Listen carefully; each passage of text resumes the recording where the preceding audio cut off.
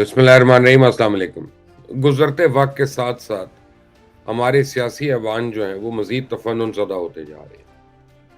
कोई एक भी ऐसा सियासी लीडर नहीं बचा, जिसको बंदा कहे कि ये वाक़ई मुल्क की खिदमत कर रहा है या इसके दिल में अवाम का दर्द है। पाकिस्तान में होने वाला ब्लैकआउट जो है, वो अभी तक मुकम्मल तौर पे तो ठीक नहीं हुआ। अभी भी बहुत सी ऐसी जगहें हैं, जहाँ पे इत्तलात ये हैं कि बिजली नहीं पहुँची। पर इस पावर ब्रेकडाउन के बाद मुल्क का क्या होगा? और हमारा दुश्मन भारत क्या सोच रहा होगा? कि कैसे इनके मीडिया पे सारा दिन पाकिस्तान पे हमले की मंसूबाबंदी होती रही कि मुल्क अंधेरे में डूबा हुआ है, घरों के यूपीएस बंद हो चुके हैं, मोबाइल फ़ोन्स एकदम से कम्युनिकेशन टूल्स की बजाय खिलौने बन गए हैं, इंटरनेट सर्विसेज़ बंद होने की वजह से ग्लोबल विलेज का ढिंढोरा पीटने वाले एकदम एक अंधेरे कमरे में कैद होके रह गए। पेट्रोल होगा तो जनरेटर्स चलेंगे, मोबाइल चार्ज होंगे, इंटरनेट सर्विस बहाल होगी, मोबाइल फ़ोन चलेंगे। चलो इस ऑप्शन पे गौर करते हैं कि एक न्यूक्लियर मुल्क को सिर्फ अंधेरे में डुबोकर कैसे मारा जा सकता है। बहैसियत पाकिस्तानी मेरे लिए तो ये बहुत ही शर्म की बात है कि मैंने जिस मुल्क में अपनी ज़िंदगी गुज़ारने का फ़ैसला किया हुआ है, मेरा ज़मीर तो नहीं गवारा करता कि वो इतना कमज़ोर हो। जबकि कमज़ोर नहीं, इसमें बेहतरीन दिमाग है, बेहतरीन वसाइल हैं, बेहतरीन ज़मीन है, पानी है, मेहनती लोग हैं, सब मौजूद है। तो फिर ये गाड़ी चल क्यों नहीं रही? क्यों इसका इंजन हर 2 साल बाद सीज़ हो जाता है? क्यों ये अपने हमसाया ममालिक से पीछे रह गया? तो मेरी नज़र माज़ी में बर्बाद होने वाले ममालिक की तारीख पे पड़ती है कि कैसे मुल्क का तालीमी निज़ाम बर्बाद करके कौम को जाहिल बनाया जाता है।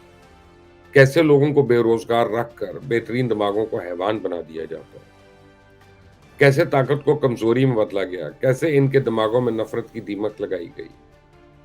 कैसे वो मुल्क से ज़्यादा शख्सियत परस्ती का शिकार हुए और कैसे करप्शन को फैशन समझकर उन्हीं रवायात का हिस्सा बना लिया गया। बदकिस्मती से मैं जब अपने मुल्क पे नज़र डालता हूँ, तो एक भी तबाही की निशानी ऐसी नहीं है जिसकी इस मुल्क में आबियारी ना की जा रही हो।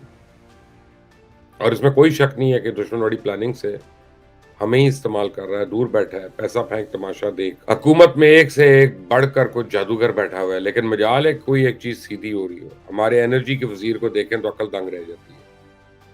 पूरे मुल्क में बिजली नहीं है, मुल्क अंधेरे में डूबा हुआ है, टेलीफ़ोन के सिग्नल नहीं आ रहे, कारोबार ठप है और वो कौम से अपनी नाअहली की माफ़ी माँगने की बजाय कह रहे हैं कि सब हमारे कायद शहबाज़ शरीफ की सलाहियत और मेहनत का नतीजा है। मैं उस वक़्त शाम को यहाँ पे जब ये बयान आया था, मैं लंदन में बैठा हुआ था, मेरे साथ राना सनाउल्लाह भी बैठे हुए थे और मैंने उनको ये कहा कि ये आपके वज़ीर का बयान है, तो वो चुप हो गए। मैं कहा राना साहब शर्म नहीं आंदी इन्हां लोकां नूं, किन्ना को टिक सकदे ने। यानी सूट पहन के, टाई पहन के, अपने आप को तालीम याफ्ता कह के, इन्होंने इस तरह की बातें करनी हैं। इनको अफ़सोस नहीं है कोई। खैर इस पे वो चुप रहे, उन्होंने कोई बात नहीं की। आप जिसको मर्ज़ी ले आएँ, हुकूमत की बातें, ऑपोज़िशन के इल्ज़ामात वही रहते हैं, चेहरे बस बदलते रहते हैं। ज़मीनें ख़त्म हो रही हैं, हाउसिंग सोसाइटियाँ बनती जा रही हैं, खाने के अज्जा हम बाहर से मंगवा रहे हैं, टेक्नोलॉजी नाम की कोई चीज़ मुल्क में है नहीं। जो मंगवाना है बाहर से मंगवाना है, ना पैसा है, ना नौकरी है, ना डॉलर है, ना तिजारत है। हाँ, प्लॉट है, प्लॉट है, प्लॉट है, खरीद लो प्लॉट। पूरे मुल्क की दौलत प्लॉट्स की नज़र हो चुकी है। ज़िंदगी भर की कमाइयाँ लोग प्लॉट खरीदने में लगा रहे हैं और प्लॉट माफिया इस दौलत का मरकज़ बना हुआ है और हुकूमती मोहरों की खरीदार भी। जो मर्ज़ी हुकूमत में आ जाए, इनकी हुकूमत जारी रहती है। ये है इस कौम की औकात। जिन्हें ये निजात दहिंदा बनाकर लाते हैं, जिसे ये पूजते हैं, उसकी शख्सियत परस्ती करते हैं, वो इक़्तिदार पे आके कब्ज़ा माफिया की दलाली और उसके मफादात के तहफ़्फ़ुज़ में ज़मीन आसमान एक कर देता है और हम बड़ा पैसा कमा रहे हैं। और कमा कर सबसे पहले हम स्कूल माफिया को देते हैं, फिर हेल्थ माफिया को देते हैं, फिर महँगाई माफिया की बारी आ जाती है। इस माफिया की वारदातें देखें, जो किसान का टमाटर तो ₹30 का रेट निकाल देता है, जब अपना स्टोर का टमाटर आता है, तो कीमत ₹300 किलो हो जाती है। ये लोगों की जेबों पे दिन दहाड़े डाका मारते हैं, लेकिन मजाल है किसी को जो इन पे हाथ डाल दे, क्योंकि मीडिया हो या अदालतें या सियासतदान, पुलिस, सब तक उनके आगे तो कोई कुछ भी नहीं कर रहा। ना कोई कानून है, ना कोई असूल है। वो कहते हैं ना पंजाबी में, जिन्ना लुच्चा ओना ऊँचा। अखलाकियात बढ़ गई, कानून इंसाफ बढ़ गया, आइन तबाह हो गया, सब कुछ इनके ज़ोर के आगे बेबस नज़र आता है। इस मुल्क में हर चीज़ पर एक माफिया का गलबा है और बदकिस्मती से उन्होंने रियासत के सतूनों को अपने साये में घेरा हुआ है और चंद मफाद परस्त जो है पूरे मुल्क का सौदा कर जाते हैं और बदनाम पूरा इदारा हो जाता है। आखिर इसकी भी कोई इंतहा है ना? कहीं तो हमने रुकना है कि नहीं? तबाही का कोई टारगेट तो रखना है या लोगों को कब्र में उतार के दम लेना है? इस पोसीदा निज़ाम से लोगों को घुटन होने लगी। मैं देख रहा हूँ कि मुआशरे में आतिश-फ़शां दबे बैठे हैं। बेशक इस खित्ते की 2000 साल की तारीख में इनकलाब ढूँढे से नहीं मिलता, लेकिन इस वक़्त जो ज्वालामक्खी इस मुआशरे की जड़ों में पल रहा है ना, फटा तो तबाही खौफ़नाक होगी। खुदा के लिए अपने लिए इस खेल को थोड़ी देर के लिए ब्रेक लगाएँ। कोई दुनिया का एहसास हो कि ये कोई मखलूक है, इनकी ये पहचान है, इनकी ये ख़ासियत है, इनका एक गुरूर है, लेकिन यहाँ तो ईंट उखाड़ो तो आगे से शर्मिंदगी सामने निकल के खड़ी हो जाती है। बड़ी से बड़ी बेशर्मी हो जाती है। मरी में गाड़ियों में जम जाते हैं, मर जाते हैं, लोग सैलाब में पानी में बह जाते हैं, मुल्क में आइन की धज्जियाँ उड़ाई जाती हैं, अमन-ओ-अमान की क़यामत ख़ेज़ वाक़यात सियालकोट मोटरवे हादसे की सूरत में सामने आते हैं और हमारे हुक्मरान सिर्फ़ नोटिस लेकर अपना हक अदा कर देते। किसी ने जुर्म होने से पहले इसको रोकने के बारे में नहीं सोचा। तो गैर मामूली बेहतरी कहाँ से आई? यहाँ पे इमरान खान को देखें, उन्होंने कसम खाई है कि मुल्क में कभी इस्तेहकाम ही नहीं आने देना, ना सियासी और ना ही आईनी ना कानूनी। किसी ने इसके आस-पास सांस भी ऊंची आवाज में ले ली तो ऐलान कर देते मैं सुप्रीम कोर्ट जा रहा हूँ। हर छोटी बात में उसको साजिश नजर आती है। लम्हों में पैंतरे बदलते हैं। अब आजकल उनको पंजाब के निगरान वजीर आला से साजिश की बू आ रही है। मेरा ख्याल है कि पिछले चंद महीनों में ये जो निगरान वजीर आला ऐसे हैं जिनको उन्होंने रजीम चेंज की तब्दीली का जिम्मेदार ठहरा दिया। 10वें या 12वें बंदे होंगे। इससे पहले साइफर और अमेरिका सब कुछ इनकी हुकूमत के लिए जिम्मेदार। तो जब लगा कि अब अमेरिका को खुश करना है तो हुकूमत से बेदखल होने की जिम्मेदार पीडीएम हुकूमत हो गई। अलीम खान और जहांगीर तरीन के साथ लड़ाई हुई है तो उन्हें भी रजीम चेंज की तब्दीली का हिस्सेदार बना दिया। इस वजह इसको थोड़ा सा एंटी एस्टैब्लिशमेंट टाइप दे देते हैं। फिर हुकूमत तब्दीली होने के बाद जल्द बाजवा जिम्मेदार हो गए। फिर जब बूट चमकाने का वक्त आया तो ज़ैनब अली पर इल्जाम आ गया। अब सारे नाम पीछे रह गया तो मोहसिन का सामने आ गया कि रजीम तब्दीली का सबसे बड़ा किरदार यही है। इतने यू टर्न तो आज तक किसी ने तारीख में नहीं लिए होंगे जितने ये पिछले चंद महीनों में ये बंदा ले चुका है। और क्यों ना ले? उसे पता है कि उसकी हिमाकतें अब कौम में खूब मशहूर हैं। लोगों को यही गंद अच्छा लगता है तो खूब गंद फैलाओ, खूब दाद पाओ। यहाँ ना मुल्क है, ना इंसानियत, ना असूल है, ना अखलाकियात। बस मकबूलियत का जुनून है। मदारी की तरह तमाशबीनों में मकबूलियत पाने के लिए गंद फैलाकर दाद वसूल करने का एक धंधा है जो उरूज पर है। कल को इनको असद उमर या शाह महमूद कुरैशी के साथ लड़ाई होगी तो उन्होंने लाजमी कहना है कि मुझे तो पहले मालूम था कि आप लोग भी मेरे खिलाफ साजिश का हिस्सा थे। ये खुद को इतना समझदार समझता है लेकिन हर बार अपनी पैर पे कुल्हाड़ी मारता है। पहले ऐलान किया कि हमने असेंबली में रहना ही नहीं। जिस कागज पर इस्तीफे लिख कर दिए इसी कागज पर इम्पोर्टेड हुकूमत नामंजूर के नारे भी लिख दिए। फिर एक तरफ स्पीकर की मिन्नतें करते रहे इस्तीफे मंजूर ना करो, दूसरी तरफ मीडिया के सामने रोज इस्तीफे नामंजूर होने का शोर मचाते रहे। फिर सियासी बसीरत जागी तो फैसला किया पार्लियामेंट में जाना है, लेकिन तब तक तो चिड़ियां चुग गई खेत। पंजाब को अलग से मैदान जंग बनाने की कोशिश की जा रही है कि हम पंजाब में निगरान वजीर आला के खिलाफ एहतजाज करेंगे। एहतजाज इसलिए करेंगे कि निगरान वजीर आला अपनी मर्जी की ब्यूरोक्रेसी पुलिस के अफसरान को लाने जा रहा है। तो अब अपनी मर्जी के अफसरों को नहीं लाएगा तो क्या उन अफसरों को रखेगा जो हर शाम फरा गुज्जर के दरबार पे हाजिरी देते हैं, जो फरा गुज्जर और मानिका खानदान के फ्रंटमैन हैं, जिन अफसरों पे खुद जमीनों पे कब्जों के केसेस हैं, जिनके होते हुए लाहौर समेत पंजाब में जुराइम की तादाद में सैकड़ों गुना इजाफा हुआ। यार अब अगर तकलीफ हो रही है तो फिर असेंबली तहलील का ऐलान ही ना करते ना। ऐलान कर दिया था तो फिर एक और यू टर्न ले लेते, असेंबली ना तहलील करते, अपनी मर्जी के अफसरान लगा के रखते। लेकिन उस वक्त तो आपके सर पे जुनून सवार था। पहले आप कहते हैं हमें असेंबली नहीं चाहिए, आपने असेंबली तोड़ दी पकड़ के। जो आपका मुंतखब वजीर आला था उसको आपने घर भेज दिया।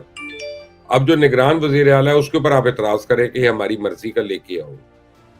ये वाकई आप बीमार आदमी है या कोई खास दवाइयों का को गलबा है आपके ऊपर? इसका जवाब तो इमरान खान आपने ही देना। अंटिल द नेक्स्ट टाइम, अल्लाह हाफिज।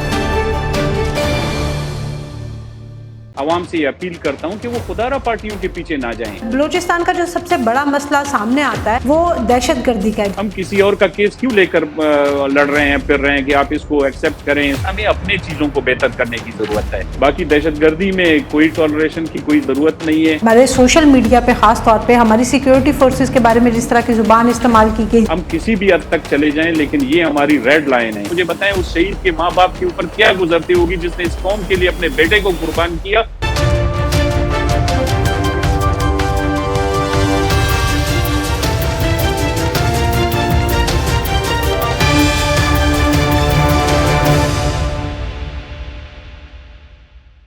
अस्सलाम वालेकुम नाजरीन, प्रोग्राम वॉइस ऑफ बलूचिस्तान के साथ मैं हूं आपकी मेज़बान अफीफ़ा राव और मेरे साथ मौजूद हैं बलूचिस्तान के साबिक सीएम अलाउद्दीन मरी साहब। अस्सलाम वालेकुम सर। वालेकुम अस्सलाम अफीफा, आप कैसी हैं? ठीक हैं? मैं ठीक हूँ, शुक्र अल्लाह का। लेकिन आपकी कुछ मसरूफियात की वजह से आज काफ़ी दिन के बाद जो है वो हमें मौका मिला कि हम आपके साथ ये वीलॉग कर सकें। तो इस वक्त जो सबसे पहले मैं आपसे चीज़ जानना चाह रही हूँ वो ये कि पंजाब की आपने देख लिया कि असम्बली जो है वो तहलील होगी, कि पीके की भी असम्बली तहलील होगी, एक जो सियासी सूरत हाल है पाकिस्तान की उसमें बहुत ही भौचाल आया हुआ है। तो आज आप हमें बलूचिस्तान के बारे में बताएं कि बलूचिस्तान में असम्बलियों के क्या हालात हैं, वहाँ की सियासत कैसी जा रही है। Thank you very much. बड़े इंपॉर्टेंट सारे इश्यूज आप डिस्कस कर रही हैं। देखिए, इस सारे सिनेरियो में अगर हम मुल्की सतह पे इसको देखें, नेशनल वाइड जो इवेंट्स अभी लास्ट कुछ दिनों में या कुछ महीनों से होते जा रहे हैं, इसने एक चीज तो हम सबके सामने आश्कार कर दी है कि इस मुल्क पे खुदादाद पाकिस्तान के कोई खास छाने वाले लोग यहाँ पे मौजूद नहीं है। चाहे वो सियासी पार्टियां हो, चाहे वो ऐवान इक्तिदार में हो या अपोजिशन में बैठे हुए लोग हो, सब अपने अना के घोड़ों पे सवार हैं।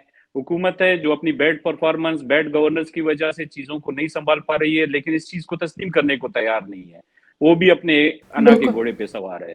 अपोजिशन है जो कि अपने आप को निकाले जाने और री इलेक्शन, दोबारा इलेक्शन की डिमांड के से नीचे आने को तैयार ही नहीं है। इन सब में अगर सफर कर रहा है तो वो मेरा मुल्क सफर कर रहा है। इन सब में अगर सफर कर रहा है तो यहाँ के लोग जो रहने वाले हैं, जो गुर्बत की लकीर से पहले ही नीचे थे, जो कि मजीद और नीचे जा चुके हैं, वो सफर कर रहे हैं। जैसा कि आपने अब मेरे सूबे के बारे में पूछा, तो मेरे सूबे की हालत भी कुछ पाकिस्तान के बाकी सूबों से कुछ मुख्तलिफ नहीं है। सिर्फ एक चीज अगर मुख्तलिफ है तो वो ऐसी मुख्तलिफ है कि वो पूरी दुनिया से मुख्तलिफ है। यहाँ पे हुकूमतें होती हैं, अपोजिशन होती है, लेकिन बलूचिस्तान में जो हुकूमत है वही अपोजिशन है, जो अपोजिशन है वही हुकूमत है। पहले तो वो कहीं नजर ही नहीं आएगी। अगर कहीं नजर आएगी तो वो शाना बशाना एक दूसरे के साथ कंधे पे कंधा मिलाए हुए नजर आएगी। ये कहीं दुनिया में नहीं हमने देखा कि जहां पे हुकूमत और अपोजिशन, क्योंकि अगर दोनों एक ही साथ होंगे तो क्रिटिसिज्म कहां से होगी। परफेक्ट तो एक अल्लाह की जात है, उसके फरिश्ते परफेक्ट है, इंसान तो परफेक्ट नहीं। तो बिल्कुल खत्म हो जाएगा। अगर हुकूमतें ये कहें कि जी मैंने हर चीज पे ऑन बोर्ड ले लिया है अपोजिशन को और वो मेरी तमाम चीजों को एक्सेप्ट कर रही है, तो इतना परफेक्शन तो मुझे इस निजाम में नहीं दिख रहा है कि सब कुछ ठीक हुआ है। तो बलूचिस्तान के लोग बेरोजगार क्यों हैं? बलूचिस्तान के लोगों के मसले क्यों नहीं हल हो रहे हैं? बलूचिस्तान इस सर्दी, इस सैलाब की सूरत हाल से क्यों निबर आजमा है? लोगों की मदद क्यों नहीं हो रही है? लोग चीखो पुकार सोशल मीडिया के जरिए उनकी आवाजें निकल रही हैं, लेकिन ऐवाना इक्तिदार और बड़े बड़े ओहदों पे फाइज लोगों के मुंह से उनके लिए कोई बात नहीं निकल रही है। इन सब का तज्जिया एक हाल में करूं तो बहुत ही बुरा हाल है। जो पाकिस्तान का है वही बलूचिस्तान का है। अब इसके ऊपर आप दहशतगर्दी के वाकयात भी देख सकते हैं। तो आप ये बताइए कि पिछले कुछ अरसे में हमने बलूचिस्तान में भी देखा कि इस तरह की कुछ चीज़ें हुई कि लोगों ने जो है वो अपनी पार्टी छोड़ के दूसरी पार्टी में जाना शुरू कर दिया। तो आने वाले दिनों में आपको क्या लगता है कि मजीद इस तरह की कोई सूरत हाल होगी बलूचिस्तान में, या अभी जो सियासतदान जिस पार्टी में है वो उसी तरह से आगे चलेगा? देखिए अफीफा, इस बात को बड़ी पाकिस्तान में अजीब नजर से देखा जाता है, लेकिन अगर आप इसको मरूजी हालात या एक उनकी जगह बैठ के अपने आप को अगर सोचेंगे तो आपको ये तस्वीर बड़ी मुख्तलिफ नजर आएगी। मैं आज आपके टीवी चैनल पे बैठ के प्रोग्राम कर रहा हूँ, किसी बात पे आप मेरी व्यूज को शेयर करने से कासिर होती हैं, तो मैं समझता हूँ कि ये प्लेटफॉर्म मेरे लिए काबिले कबूल नहीं है, क्योंकि मेरी वॉइस, मेरी बात उस तरीके से नहीं पहुंच रही है। सुबह मैं ये चैनल छोड़ के किसी और पे चले जाऊंगा, तो मैं तो अपने मामलात को देखूंगा कि जिस पार्टी में मेरी सुनी जाएगी, तो क्या मैं फर्स्ट डिबेटर कहलाऊंगा? यही सिनेरियो है। कई दिहाइयां पहले जो बलूचिस्तान के हालात थे, बलूचिस्तान के हालात आज भी वही हैं। तो सियासतदान करें जरूर उन प्लेटफॉर्म्स पे जाएं जहां पे उनकी सुनवाई होती है, लेकिन फिर हालात में कुछ तब्दीली भी तो आनी चाहिए। देखिए, ये बड़े दो मुख्तलिफ सवालात थे। पहला सवाल तो आपका मैंने जवाब दे दिया है कि अगर वो वहां पे कंफर्टेबल नहीं है या ये समझते हैं कि मेरे हल्के के लिए बेहतर है, तो वो पार्टियां तब्दील कर रहे बिल्कुल। हैं। अब आए आलात के ऊपर, इस पे हमारे कई वीलॉग्स आपके साथ मौजूद हैं, कई डिबेट हमने की है कि बलूचिस्तान में क्यों लोग, तो इसका एक ही हल मैंने आपको पहले भी तजवीज किया है और आपके तवज्जुह से आज भी आवाम से ये अपील करता हूं कि वो खुदारा पार्टियों के पीछे ना जाएं। वो शख्सियात को देखें कि कौन शख्सियत किसी भी पार्टी में हो, वो उनके लिए बेहतर है, उसने उनके लिए कुछ डिलीवर किया है। अगर ये हालात रहे हैं कि कल उसकी वेल्थ में तो इजाफा हुआ है, उसके पावर में तो इजाफा हुआ है, लेकिन उसके हल्के के लोग पिस गए हैं, तो उसको वोट दे करके दोबारा लाने का क्या मकसद बनता है? ये शऊर उजागर होना चाहिए लोगों में। मैं आज बिल्कुल इलेक्शन अब नजदीक है, या बहुत सारे लोग तो ये कह रहे हैं कि शायद कुछ अरसे में ही हो, लेकिन चलें अगर अपने टाइम पे भी होता है तो अगस्त को कितने दिन रह गए हैं? 6-8 महीने ही रह गए हैं। तो 6-8 महीने बाद इलेक्शन है। मैं लोगों से यही अपील करूंगा कि वो ऐसे कैंडिडेट अपने लिए इंतखाब करें, चले वो बिल्कुल नए हों, किसी भी पार्टी के हों, आजाद उम्मीदवार हो, लेकिन उनके दरमियान के लोग हो, वो उनके मसलों को समझे, वो उनके साथ कंफर्टेबल रहें, ताकि कल उनको अकाउंटेबल भी समझ सके, कर सके। बिल्कुल आपने सही बात की, और आपकी जो आपका मैसेज है वो हमारे सुनने वालों तक पहुंचा भी होगा, और अल्लाह करे कि बलूचिस्तान की आवाम जिस तरह से आपने उनको सजेस्ट किया उस पर अमल भी करे। लेकिन बलूचिस्तान का जो सबसे बड़ा मसला सामने आता है वो दहशतगर्दी का है, जिस पे अभी थोड़ी देर पहले जिसकी तरफ आपने इशारा भी किया। तो ये जो दहशतगर्दी की सूरत हाल बनी हुई है, उस सारी सिचुएशन को आप आने वाले दिनों में किस तरह से देखते हैं? देखिए, हमने तो हमेशा इसके ऊपर बात की है। जब ये इंसिडेंट्स नए नए शुरू हुए, तालिबान की एक्टिविटी जो टीटीपी है, तहरीक तालिबान पाकिस्तान, और जिसका अभी हम मुख्तलिफ फोरम्स पे सुनते हैं कि उनका कुछ नेक्सस भी बलोच लिबरेशन आर्मी या BLA जो बलोच सेपरेटिस्ट है उनके साथ कोई नेक्सस भी बन रहा है, और वो मिल के कार्रवाइयाँ करना चाह रहे हैं। इन सब का ताल्लुक देखें, सबसे पहले वहां के तरक्की, वहां के लोगों की बेरोजगारी, इसके साथ सबसे बड़ा लिंकेज है। आप अपने लोगों को एंगेज करें, आप लोगों को जो भी अभी राइट डायरेक्शन पे अगर कोई प्रोटेस्ट करना चाहता है, आप उसको हक दें, उनके उनके जायज मसाइल को एड्रेस करने की कोशिश करें, कोई रोजगार के नए एवेन्यू तलाश करें। अगर एक बंदा बेरोजगार, अब आप देखें ये सर्दी का मौसम है, बलूचिस्तान में आपको पता है यूजुअली पूरी दुनिया में जहाँ पे सर्द इलाके होते हैं वहां पे कंस्ट्रक्शन के रिलेटेड काम बड़े कम हो जाते हैं, तामीराती काम कम होते हैं, और काफी बड़ी आबादी होती है जो मजदूर तबका होती है, जो लेबर होती है, जो उसमें काम करती है, वो सारे बेरोजगार हो जाते हैं। सर्दियों खिजान के मौसम में एग्रीकल्चर भी ऐसा सच नहीं होता है, तो लोगों में बेरोजगारी बढ़ती जाती है। फिर आप समझ सकते हैं कि हम जिस खित्ते में पाए जाते हैं, जहां अल्लाह ने हमें लोकेशन जिस खित्ते पे दिया हुआ है, वो बहुत सारे हमसाया मुल्कों की नजर में अच्छा नहीं है। वो उनको हमारे लिए डिस्टेबलाइज करने के लिए हमारे लोगों को ही, वहां के लोगों को गुमराह करके इस्तेमाल करते हैं। तो बहुत सारे फैक्टर्स हैं इसमें। फेडरल लेवल पे बहुत सारी चीजें करने की जरूरत है, अपने हमसाये मुल्कों के साथ ताल्लुकात को बेहतर करने की और अपने मफाद के ऊपर करने की जरूरत है। हम किसी और का केस क्यों लेकर लड़ रहे हैं, फिर रहे हैं कि आप इसको एक्सेप्ट करें, इसको ना करें, आप इसको क्या करें। हम किसी में कभी हम मसालियत पे लग जाते हैं कि हाँ जी हम आप लोगों की मसालियत, हमें अपने चीजों को बेहतर करने की जरूरत है। तो आपके दो ही हमसाया मुल्क जो इस टाइम बलूचिस्तान के साथ हैं, जो एक ईरान और अफगानिस्तान, हमें इनके साथ डिप्लोमेसी के जरिए अपने मामलात को और वहाँ के ट्राइबल्स को जो बॉर्डर्स के ऊपर एग्जिस्ट करते हैं, जो रहते हैं हजारों सालों से, उनको एंगेज करके उनके जरिए डिप्लोमेसी करनी चाहिए। ट्रेड डिप्लोमेसी के जरिए ईरान के साथ कुछ ट्रेड को बेहतर करना चाहिए ताकि लोगों का रोजगार भी बेहतर हो और उनके साथ हमारे ताल्लुकात। इसी तरह अफगानिस्तान, वो भी हमारे लिए एक अच्छी मार्केट है, अगर हम उसको यूटिलाइज करें तो बहुत सारी चीजें नॉर्मलाइज हो सकती हैं। बाकी दहशतगर्दी में कोई टॉलरेशन की कोई जरूरत नहीं है।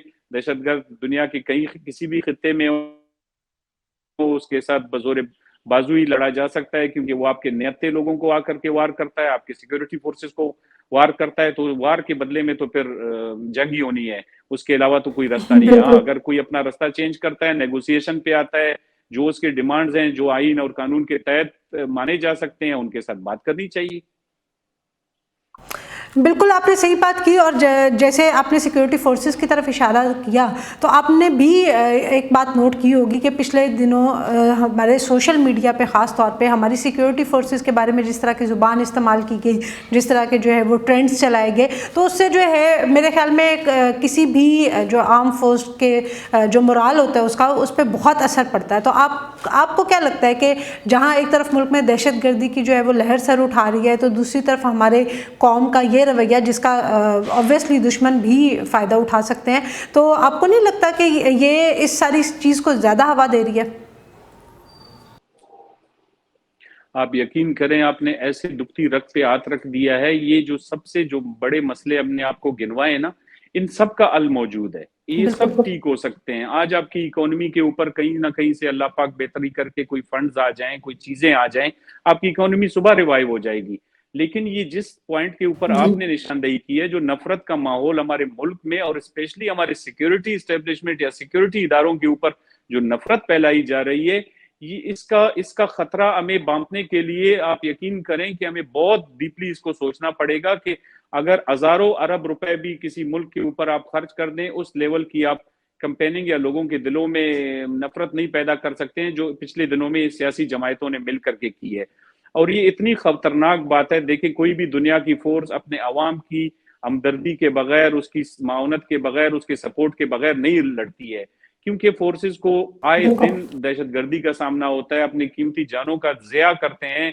वो अपने घर वालों को, अपने बच्चों को मुख्तलिफ इवेंट्स पे छोड़ के वो बॉर्डर्स पे मुख्तलिफ जमाजों पे लड़ रहे होते हैं। उनको मोरल बूस्ट करने की जरूरत है, उनको आपकी तरफ से बेहतरीन ट्रिब्यूट पेश करने की जरूरत होती है, तब उनके खून में और वलवला और जोश पैदा होता है। जो ट्रेंड पिछले दिनों में हमने पिछले सालों में देखा, आप यकीन करें, मुझे इकोनॉमी का इतना अफसोस नहीं है, मुझे बैड गवर्नेंस का इतना अफसोस नहीं है जितना मुझे अफसोस इन सारी चीजों का है। हम किसी भी हद तक चले जाएं, लेकिन ये हमारी रेड लाइन है, इसके ऊपर हमें किसी तरह की कंप्रोमाइज नहीं करनी चाहिए। ये अगर हमारे मुल्क के अंदर से हो रहा है तो उन लोगों को सोचना चाहिए कि हम कर क्या रहे हैं। हम अपने आप को मार रहे हैं, हम अपने लोगों के बारे में ये बातें कर रहे हैं जो हजारों की तादाद में शहीद हुए हैं, जिन्होंने अपने बच्चे दिए। आप मुझे बताएं, उस शहीद के माँ बाप के ऊपर क्या गुजरती होगी जिसने इस कौम के लिए अपने बेटे को कुर्बान किया, और आज अगर उसको बेटे को मुख्तलिफ ट्रेंड्स के जरिए, सोशल मीडिया के जरिए कोई बातें सुनाई जा रही हैं, उसके दिल पे क्या गुजरती होगी। मैं और आप अपने दिल पे पूछें कि अगर हमारी कोई कुर्बानी हो, और इस लेवल की कुर्बानी हो कि शहादत तक गई हुई हो, और उसके बाद इस तरह की बातें हो, ओश के नाखून लें। मैं तमाम सियासतदान, उनकी पार्टियों, किसी की मोहब्बत, किसी के नफरत में इस लेवल तक ना बढ़ा जाए कि हम अपने आप को नुकसान पहुंचाएं। बिल्कुल नाज़रीन, अलाउद्दीन मरी साहब का मैसेज आपने सुना कि परफेक्ट जो है वो अल्लाह की ज़ात है, और उसके अलावा हम सब इंसान हैं, हमसे गलतियां हो सकती हैं, लेकिन हमें पिछली गलतियों को भुलाकर उनकी इस्लाह करनी चाहिए और आगे बढ़ना चाहिए। तो इसके लिए ज़रूरी है कि आप अपने दरमियान से जब नुमाइंदे चुनें, क्योंकि ये इलेक्शन ईयर है, जिस तरह से मरी साहब ने भी इशारा किया, तो जब आप अपना नुमाइंदा चुनते हैं तो उस इंसान को चुनें जो आपके मसाइल को सबसे ज़्यादा समझ सकता है, जो मसाइल को सबसे बेहतर तरीके से हल कर सकता है, ताकि आपके हालात में बेहतरी आना शुरू। इसी मैसेज के साथ आपसे इजाज़त चाहेंगे। वीडियो आपको पसंद आई हो तो लाइक ज़रूर कीजिएगा, शेयर कीजिएगा, कमेंट में हमें अपनी राय देना मत भूलिएगा। अंटिल द नेक्स्ट टाइम, अल्लाह हाफ़िज़।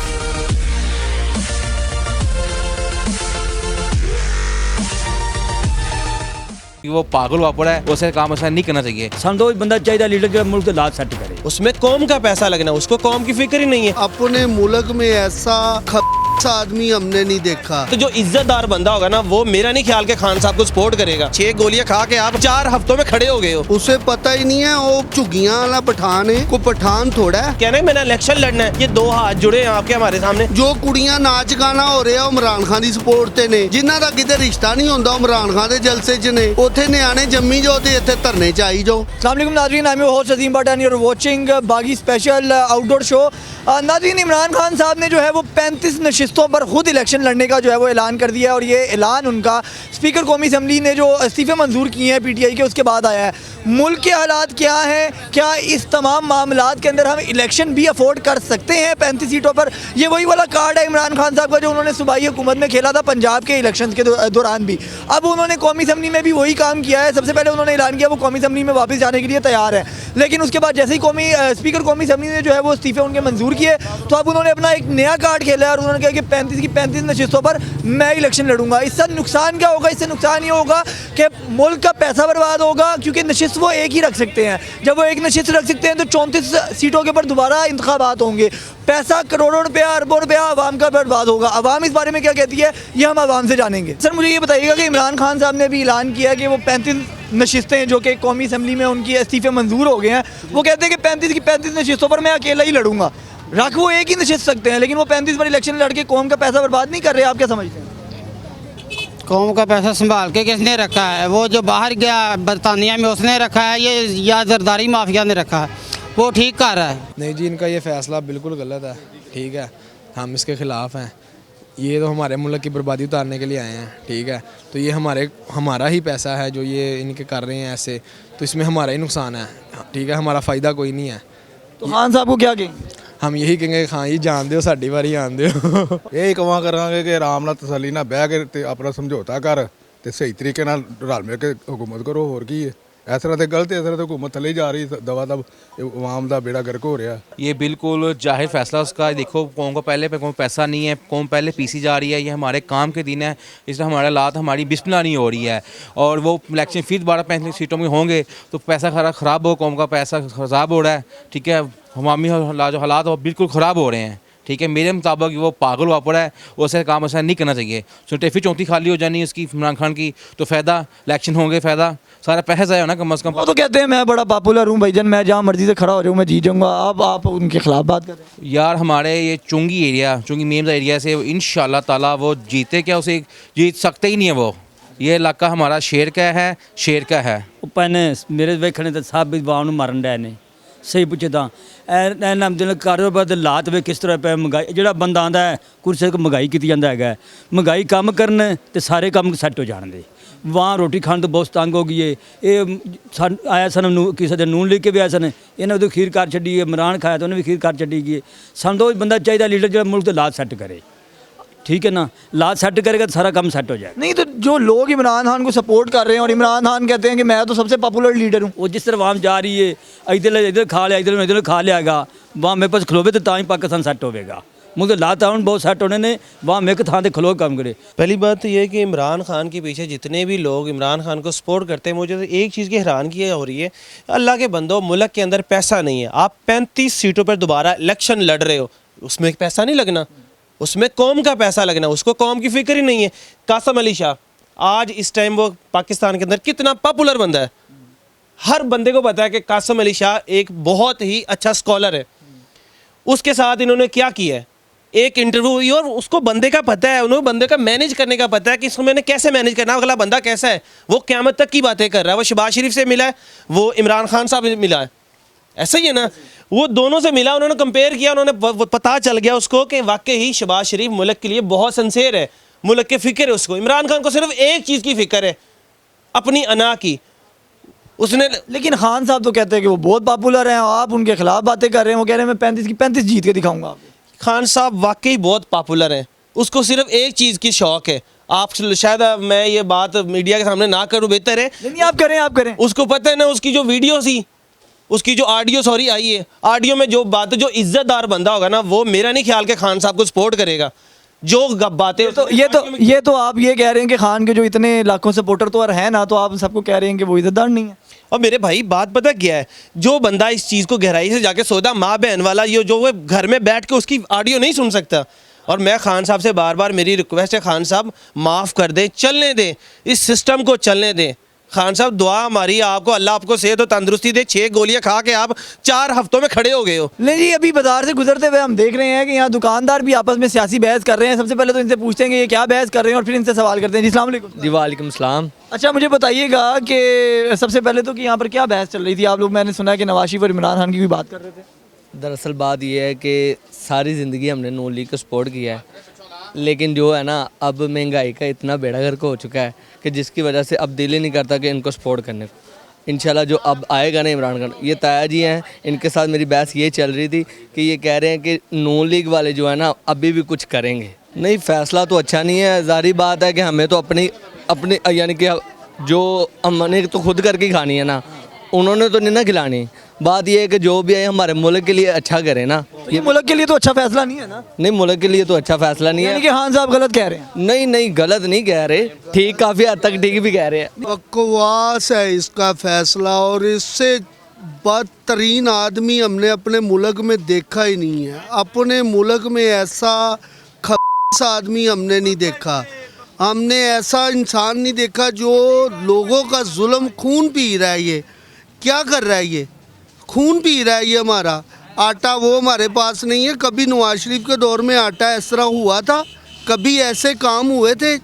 लेकिन अभी तो शहबाज शरीफ की हुकूमत है। और सारी शहबाज शरीफ की हुकूमत कैसे है? पूरी तो नहीं है ना जान जी, आपको भी पता है। आपको तो पहली दफ़ा आए हो इस बाज़ार में। नवाज शरीफ का, शहबाज शरीफ का आपको नहीं पता? उसे तो इन्होंने ऐसे, वो नैब बनी हुई है। नैब कौन सी नैब? जो चोरों की नैब है। जो पहले आज से 40 साल पहले नैब किधर थी? जो सारा लूटते रहे हैं हमें, अभी भी लूट रहे हैं हमारे पैसे पे, ये जैशी कर रहे हैं। अच्छा मुझे ये बताएं कि लेकिन खान साहब कहते हैं कि वो बहुत पॉपुलर हैं, जहाँ से खड़े होंगे जीतेंगे, तो अवाम कौन सी जो उनको सपोर्ट कर रही है? मैंने कहा जो जूती पहले पड़ी थी वो भूल गया। वो पहले भी तो जूती पड़ी है ना इसे, इमरान खान को, वो भूल गए हैं। अब फिर 35 पे खड़ा होके देख ले, फिर जूतियाँ ही पड़नी है अल्लाह के हुक्म से। इमरान खान ने जितना जलील होना है ना, उसे पता ही नहीं है। उसे पता ही नहीं है। वो झुग्गियाँ वाला पठान है, को पठान थोड़ा है। को मेरी रिक्वेस्ट है, अगर खान साहब मेरी वीडियो आप तक पहुंच रही ना, तो खान साहब अल्लाह का वास्ता, आपको किसका वास्ता दें जिससे आप हमारे जान छोड़ दें और इस मुल्क को चलने दें। हम ताजर यहाँ पर परेशान बैठे, बाज़ारों के विज़िट कर लें। इस टाइम इतनी की टेंशन में फंसे हुए कि आपकी सोच भी नहीं है, सिर्फ आपकी वजह से। आप ये चलने दें, सिलसिला चलने दें। ये 35 जो भी आपने कहना है मैंने इलेक्शन लड़ना है, माफ़ कर दें। ये 2 हाथ जुड़े हैं आपके हमारे सामने, माफ़ी दे दें हमें। अच्छा उन लोगों के बारे में बताएं जो आज भी इमरान खान को सपोर्ट करते हैं। वो पागल ने चुड़ूल है, जाहिल लोग। वो सर बहुत बड़े जाहिल लोग हैं। वो पढ़े लिखे जाहिल हैं। जो डिफेंस देख लो, वो इमरान खान की सपोर्ट कर रहा है। जो कुड़ियां नाच गाना हो रहा, इमरान खान की सपोर्ट ते ने। जिन्हां दा किते रिश्ता नहीं होंदा, इमरान खान दे जलसे च ने। उत्थे नियाणे जम्मी जाओ ते इत्थे धरने च आई जाओ। उस इमरान खान की गल करदे पे हो तुसी। जी ये सूरत हाल है जनाब बाज़ार की। हर बंदा जो है वो हम देख रहे हैं कि आपस में बहस कर रहा है, और जो मीडियोकर्स हैं, मिडिल क्लास हैं, और जो लोअर मिडिल क्लास है, वो इमरान खान के ख़िलाफ़ नज़र आते हैं। ये एक फैक्ट है। एलीट की तादाद जो है वो हम देखते हैं खान साहब के जो है वो सपोर्ट में है। बहरहाल आपने प्रोग्राम सुना, अपना फीडबैक जो है वो कमेंट सेक्शन में ज़रूर दीजिएगा। अल्लाह आपका हामी नासिर हो।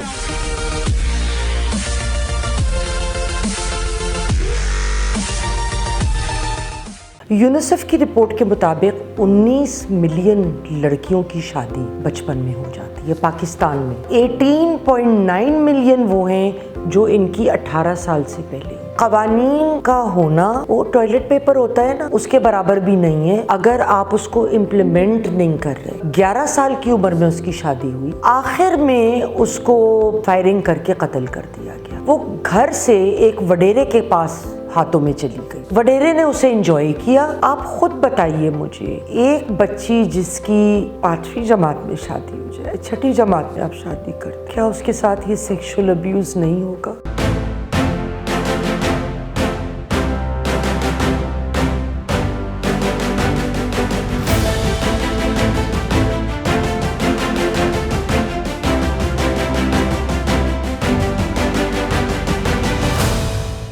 अस्सलाम वालेकुम नाजरीन, प्रोग्राम यास्मीन की बैठक के साथ मैं हूं आपकी मेज़बान अफीफ़ा रॉ, और मेरे साथ मौजूद है मैडम यास्मीन आफ्ताब अली साहिबा। अस्सलाम वालेकुम मैम। वालेकुम अस्सलाम।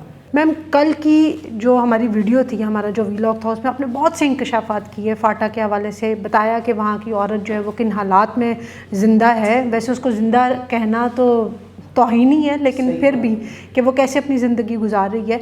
जिसमें मुझे असल जो जड़ नज़र आई, जो वहाँ पे सारे प्रॉब्लम शुरू हो जाते हैं, वो एक चाइल्ड मैरिज जो वहाँ से ख़त्म नहीं हो रहा, वो है। तो उसके हवाले से हमें बताइए कि ये चाइल्ड मैरिजेस जो है वो वहाँ पे किस हद तक हो रही हैं? क्या सभी इसी तरह से जितनी भी शादियाँ हैं वो उसी एज में हो जाती हैं? वहाँ पे एक कल्चर है या कुछ केसेस हैं और बाकी जो है वो नॉर्मल भी है कुछ? देखें, इसके लिए हमको एक बड़ी तस्वीर देखनी पड़ेगी कि पूरे मुल्क में क्या हो रहा है। ये नहीं है कि वहाँ पे बहुत कम उम्री में शादी होती है, जैसे और मुल्कों में जहाँ पे ये रिवाज है वहाँ कम उम्री में होती है। उसकी बहुत सारी वजूहात एक जैसी भी हैं, वो मैं थोड़ा सा इधर बैकग्राउंड दे के फिर हम आगे इसको लेके चलते हैं। यूनिसेफ की रिपोर्ट के मुताबिक 19 मिलियन लड़कियों की शादी बचपन में हो जाती है पाकिस्तान में सालाना। सिर्फ पाकिस्तान में 19 मिलियन। अब ये रिपोर्टेड केसेस हैं, ये अनरिपोर्टेड वाले नहीं हैं, इसमें आप शामिल नहीं कर रहे। फिर 4.6 मिलियन वो हैं जो 15 साल से पहले जिनकी शादी होती है। अब हम पूरे पाकिस्तान की बात कर रहे हैं। और 18.9 मिलियन वो हैं जो इनकी 18 साल से पहले होती है।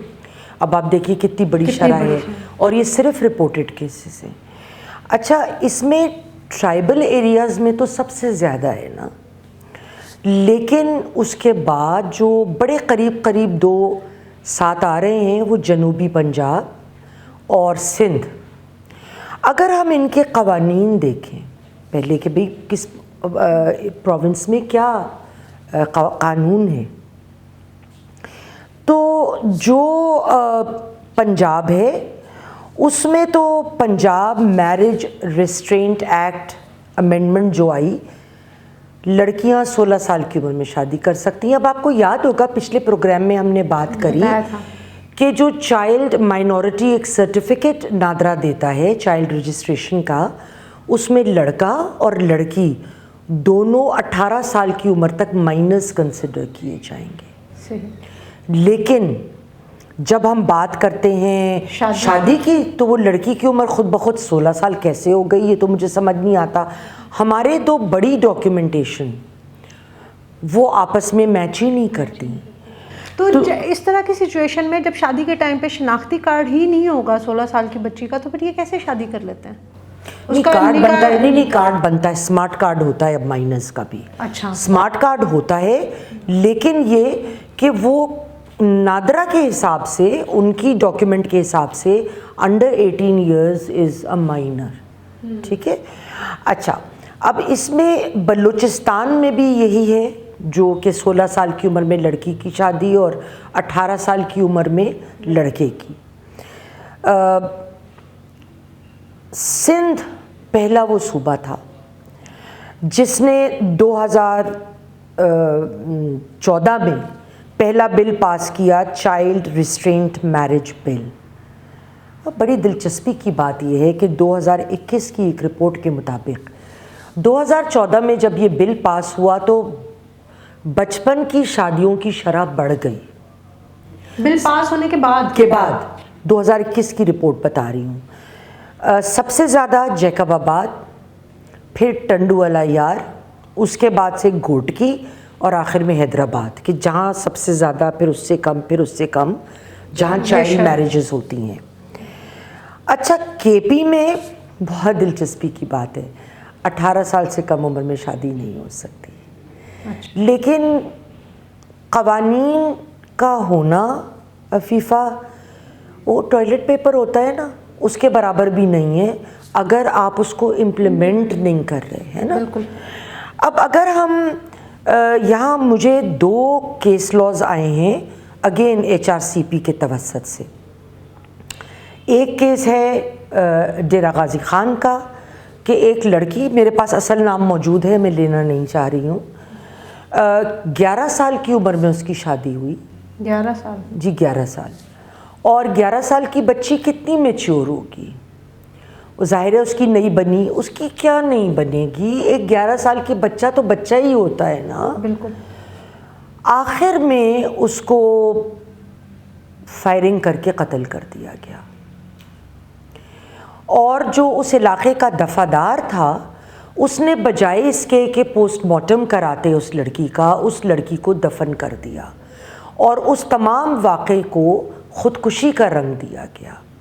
लेकिन जो ज़मीन पे या ऑन ग्राउंड शवाहिद थे वो बिल्कुल मुख्तलिफ थे। तो HRCP के नुमाइंदे ने जब कमांडेंट PMP डेरा गाजी खान को इत्तला करी कि हजूर ये तो कत्ल का केस है, तो उन्होंने दफादार को तो मुअत्तल ज़रूर करा, लेकिन FIR आज तक नहीं कटी। मतलब पता चल जाने के बाद हाँ, भी ये पिछले साल दिसंबर की बात बता रही हूँ आपको। कि नॉलेज में एक चीज़ आने के बाद भी उसकी FIR नहीं कटी। FIR इसलिए नहीं कटी कि कमांडेंट साहब ने कहा कि आप लड़की के वरसा में से किसी को ले आएँ कि हम काट सकेंगे। तो जब मेरी ताहिरा हबीब से बात हुई तो कहने लगी उनसे राब्ता नहीं हो रहा। मैंने कहा राब्ता कैसे नहीं हो रहा, ये तो सिर्फ तभी मुमकिन है जब अगलों को डराया गया हो, वो अंडरग्राउंड चले गए हों या फ़ोन नहीं उठा रहे, या अगर कोई जा रहा है तो मिल नहीं रहे। कॉन्सिक्वेंसेस बुरे होंगे तुम्हारे लिए और तो लोग डर जाते हैं, जो कमज़ोर होगा वो डरेगा। एक और वाक़या अफीफ़ा जो मेरे सामने आया, ये भी इत्तेफाक से डेरा गाजी ख़ान का। मैंने पिछले अपने वीलॉग में काली का जिक्र किया था। ये काली का वाक़या है। अच्छा। कि काली वो औरत है जिसकी कोई अदा, कोई बात ख़ानदान को बुरी लग जाए तो उसकी ऑनर किलिंग भी हो सकती है, फाटा में भी और जिधर ये रवाज कायम है वहाँ भी, या उसको काली करार देते हैं, यानी नापसंदीदा शख्सियत। अब उसके बाद उसकी बोली लगती है। अब या तो उसको कोई ख़रीद लेगा तो उसको दरबदर होना पड़ता है। HRCP को एक इत्तला मौसूल हुई कि यहाँ पे इलाके में एक यंग लड़की को, बहुत कम उम्र थी, 18 साल की, 16 साल की भी नहीं थी अभी, उसके ऊपर एक झूठा इल्ज़ाम लगाकर उसको घर से निकाल दिया उसके शौहर ने और उसका शीखा और बच्चा उससे छीन लिया। वो घर से एक वडेरे के पास हाथों में चली गई। अच्छा। वडेरे ने उसे एंजॉय किया। उसके बाद जब HRCP के पास रिपोर्ट आई तो उसकी बोली लगने की तैयारियां हो रही थी कि जिसकी बोली सबसे ज़्यादा होगी उनके हाथों में वो बच्ची बिक जाएगी। तो HRCP के जो रेलेवेंट अफसर थे उन्होंने पॉलिटिकल असिस्टेंट जो थे डेरा गाजी खान इस इलाके के, उनको इत्तला कराई। अब चूँकि HRCP की तरफ से केस आया था तो एक मेरे हाथ में वो जवाब है जो दिया गया। उस लड़की से एक स्टेटमेंट साइन कराया गया कि ये रिपोर्ट गलत है, ये बात गलत है, मैं अपने मियाँ के घर खुश हूँ, मैं तो अपने बाप के घर आई हूँ बच्ची को लेके और मैं काली वाली कोई नहीं हुई। इदारे का कहना ये है कि जो हमें शवाहिद मिले और जो हमें पूरी रिपोर्ट्स आई हैं तो इसको हम सही तस्लीम कर नहीं सकते। मगर कानूनी तौर पे देखिए ना जुल्म, कि जब उससे लिखवा लिया गया बयान, किसी भी कोई भी वजह उसकी रही हो, तो फिर इदारा क्या कर सकता है? कोई उस पर कार्रवाई तो नहीं हो सकती। कोई उस पर कार्रवाई नहीं हो सकती। अच्छा, ये जब सारे मामलात होते हैं तो हमें ये देखना है कि ये सब होता क्यों है। हम पूरे पाकिस्तान की बात कर रहे हैं, इसमें फाटा को भी आप देख सकते हैं, इसमें आप सिंध हो गया और इलाके आ गए, जनूबी पंजाब में बहुत है, बहुत ज़्यादा है। तो फिर इसकी क्या, आपके ख्याल में इसकी क्या वजूहात है? वजूहात नंबर एक तो देखिए कि जो वल्नरेबल कम्युनिटीज़ होती हैं ना, तबका जो वल्नरेबल है माशी तौर पे, किसी के ऊपर कोई वडेरा है, कोई ज़मींदार है, उनके ऊपर डिपेंडेंट है अपने मुख्तलिफ़ मामलात में, तो वो उनकी औकात नहीं होती कि अगर उनकी बच्ची इस आदमी को पसंद आ गई तो वो इनकार कर सके। They are very vulnerable. दूसरी चीज़ होती है कि वीक लेजिस्लेशन जो हमने बात करी है, कानून साजी, कानूनी नहीं। अगर है, जैसे एक रिपोर्ट थी, ये किश्वर जहरा साहिबा ने DW को दी थी, 27 नवंबर 2022 की रिपोर्ट में कोट कर रही हूँ। उन्होंने कहा कि हमने नेशनल असेंबली की कमेटी में, अभी नेशनल असेंबली में तो तब जाएगा कोई कानून जब कमेटी से पास होगा। कमेटी में हमने ये बात करी कि एक मिनिमम एज हम मुतय्यन करें, क्योंकि हमारा नादरा का सर्टिफिकेट कहीं जा रहा है, हम अपने एक्ट में कुछ कह रहे हैं, हर बंदा अपनी मनमानी कर रहा है, हम एक मिनिमम एज तय करें। तो वो जो राइटिस्ट माइंडेड लॉ मेकर्स थे उन्होंने माना ही नहीं और वो उधर ही दम तोड़ गया बिल, वो फ्लोर तक ही नहीं पहुंचा। नहीं तो राइटिस्ट माइंडेड में उनको इस चीज़ पे क्यों ऑब्जेक्शन है? देखिए अफीफ़ा, मेरा अपना अंदाज़ा ये है कि जब आप कुछ तो एक अपनी सोच भी ये होती है लोगों की। देखिए वो किन किन जगहों के आए हुए हैं, क्या वो ख़ुद कबायली इलाके के हैं, क्या उनमें से कुछ खुद ऐसे माहौलों के जिनके लिए ये चीज़ एक्सेप्टेबल है। दूसरी, जब आप वोट लेकर आते हैं आपने मुख्तलिफ ग्रुप्स को अपीज़ करना है, उनको साथ लेके चलना है, आपने बहुत सारे लोगों का ध्यान रखना है। तो ये बेचारे कीड़े मकोड़े लोग, इनकी क्या वक़्त है कि किसी के बिगर पिक्चर में वो उनके लिए डिस्टर्बेंस क्रिएट करें। मेरी तो ये सोच है। इसकी वजह से हमने इतनी बड़ी तादाद में जो हमारी ख़वातीन हैं, हमने उनकी पूरी लाइफ एट रिस्क लगाई हुई है। एट रिस्क है। और अगर कानून है तो पॉलिटिकल मोटिवेशन भी तो फिर नहीं होती ना, पॉलिटिकल विल नहीं है। इम्प्लीमेंट कौन करेगा? कोई भी नहीं करता।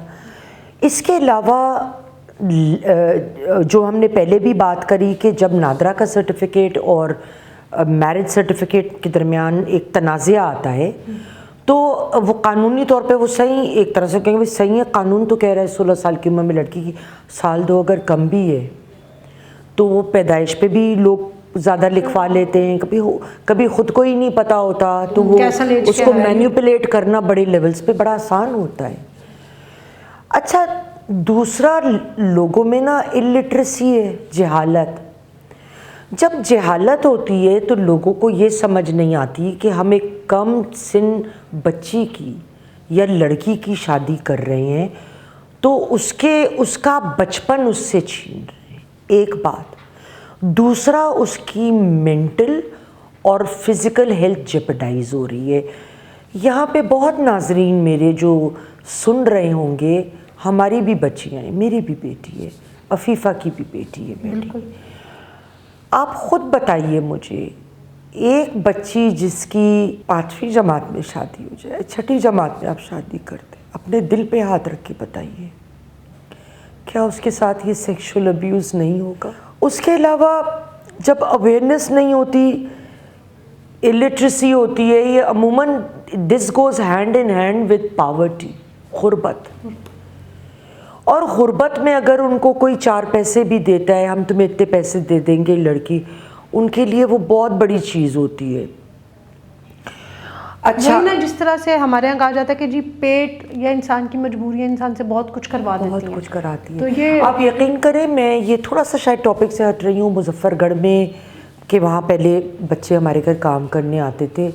जब पहली दफ़ा 2 लड़के आए तो आप यकीन मानिए अफीफ़ा उनके पैर में चप्पल नहीं थी। और मेरे हस्बैंड बताते थे कि ये लोग एक वक्त का खाना खाते हैं और 8 लोग हैं, बेहिसाब बच्चे ना, तो प्याज को पीस के ना पानी मिक्स करके और रोटी एक टाइम और दूसरे टाइम आधी रोटी, और 100 प्याज भी नहीं है, सूखी पानी में भिगो के। तो चप्पल तो मेरे पास जब वो बच्चे आए तो उन्होंने कहा पैसे भी ना दें, 2 वक्त का खाना। मैंने कहा मैं तो नहीं ऐसे रख सकती। तो कपड़ा, जूता, खाना पीना, ज़ाहिर सारा उनका, पैसे घर जाने। लेकिन जहाँ गुर्बत का ये हाल हो तो वो लड़की उनका वो असासा होती है जिसको वो इनकैश कराते हैं। एक बात, अक्सर हमने ये भी देखा है कि कुछ दूसरे मज़ाहिब की बच्चियाँ, और अखबार में आप और मैं दोनों पढ़ते हैं, बिल्कुल, कि जो माइनॉरिटी उससे ताल्लुक़ रखती हैं तो उनको ज़बरदस्ती मज़हब बदला के और जो मेन स्ट्रीम मज़हब है उधर शादी कर दी जाती है। एक चीज़ और, जब कम उम्र बच्चियों की शादियां होती हैं तो उनको प्रेगनेंसी के मामलात में अपना ख्याल रखना, ग़िज़ा में ख्याल रखना, मुख्तलिफ़ तरीक़ों से बच्चियां हैं, उनको नहीं पता, उनको तो नहीं पता। तो उसमें मोर्टेलिटी रेट, जैसे हमने फाटा के लिए भी बात करी, उसकी वजूहात तो ये भी है, प्लस ये कि वहाँ तो फैसिलिटी कोई नहीं। यहाँ अगर फैसिलिटी भी है तो इतनी कम उम्री में ये तमाम मामलात हैंडल करना बड़ा डिफ़िकल्ट होता है। जी नाज़रीन, तो आपने यास्मीन आफ्ताब साहिबा की बात सुनी कि हालात बहुत ज़्यादा ख़राब हैं, जिनके लिए बहुत कुछ करने की ज़रूरत है, लेकिन कहीं से कोई उम्मीद की किरण जो है वो सामने आती नज़र नहीं आ रही। हम भी दुआ करते हैं और आप भी दुआ करें और साथ कोशिश भी करें कि जहां आवाज़ उठा सकें कम अज़ कम उन औरतों के लिए जो है वो आवाज़ ज़रूर उठाएं, ताकि कहीं ना कोई बेहतरी की गुंजाइश पैदा हो सके। वीडियो आपको पसंद आई हो तो लाइक ज़रूर कीजिएगा, शेयर कीजिएगा, कमेंट में हमें अपनी राय देना मत भूलिएगा। अंटिल द नेक्स्ट टाइम, अल्लाह हाफ़िज़।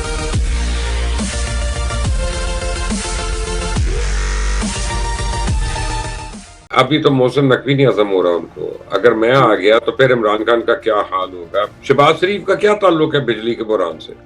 खंबे की जगह फिट हुआ था, ट्रांसफार्मर पे चढ़ गया था ग्लव्स पहन के। रियासत मदीना का चूना पूरी कौम को लगाने वाला किस तरह से ढोंग करता है। जितनी करप्शन पीटीआई ने की उतनी करप्शन किसी और ने नहीं किया। और जितने थोड़े दौर में बुशरा बीबी इंतहाई पहुंची हुई खातून है और उनके तभी एक्स हस्बैंड और उनकी औलादे जो है वो अरबों खरबों पति हो गए। अस्सलामुअलैकुम नाज़रीन, आप देख रहे हैं मुबश्शिर लुकमान यूट्यूब चैनल। मैं हूँ मुबश्शिर साहब, मुबारक हो आपको। आप तो भाई खबरों की जीनत बने हुए हैं, इतने बड़े आप सेलिब्रिटी हैं। मैं आपसे बात कर रही हूँ। मैंने सुना आपको तो पंजाब में वजारत की ऑफर भी हुई है सर। ऐसा ना हो कि जब आपको वजारत मिले तो आप हम जैसे छोटे लोगों को भूल जाएं। तो सर ये क्या चल क्या रहा है ये सब कुछ? पता नहीं किसको ऑफर हुई है, क्योंकि मैं तो लंदन में बैठा हूँ। अच्छा। और ये पाकिस्तान का सोशल मीडिया अगर इसके मतलब शोर मचा रहा है तो उनको ज्यादा पता होगा।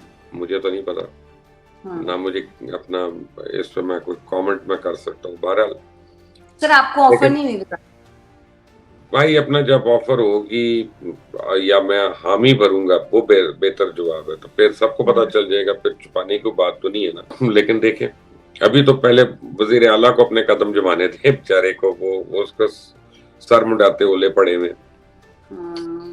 नहीं तो लेकिन सर खबर देने वाले खुद खबर की जीनत बने हुए हैं। आप खुद खबर दे नहीं रहे, खुद आप खबर बने। और भाई वो बात यह है कि ये पाकिस्तान है और सोशल मीडिया है। आप ये देखें कि अभी तो मौसम नकवी नहीं हजम हो रहा उनको। अगर मैं आ गया तो फिर इमरान खान का क्या हाल होगा। फिर तो बाकायदा शौकत खानम में दाखिल होना पड़ेगा उसको जाके। सर ये खान साहब की प्रॉब्लम क्या है मोहसिन साहब से? खान साहब को प्रॉब्लम यह है कि पहले उन्होंने अपना वजीर आला जो मुंतखब वजीर आला था उसको उड़वाया, असेंबली को बर्खास्त कराया। अब निगरान वजीर आला आगे कहते हैं ये हमारी मर्जी का नहीं है। भाई तुम्हारी मर्जी का जो था उसको तो तुमने खुद फारिग कर दिया। मैं आपको कहता हूँ ये खास दवाइयां जो खाते हैं ना, वो दवाइयों का असर जो है ना दिमाग पे पड़ता है आके, और इस उम्र में ज्यादा पड़ता है। उनकी बात भी जायज है। वो कहते हैं हमने जो नाम दिए थे उनके ऊपर तो इलेक्शन कमीशन ने कुछ फैसला नहीं किया ना। भाई उनके अगर उनके नामों का होना था तो अपने वजीर आला को रहने देते। उससे जल्दी क्या थी इतनी उनको? उनकी तो हुकूमत थी वहां पे, उनके अपने वजीर आला थे।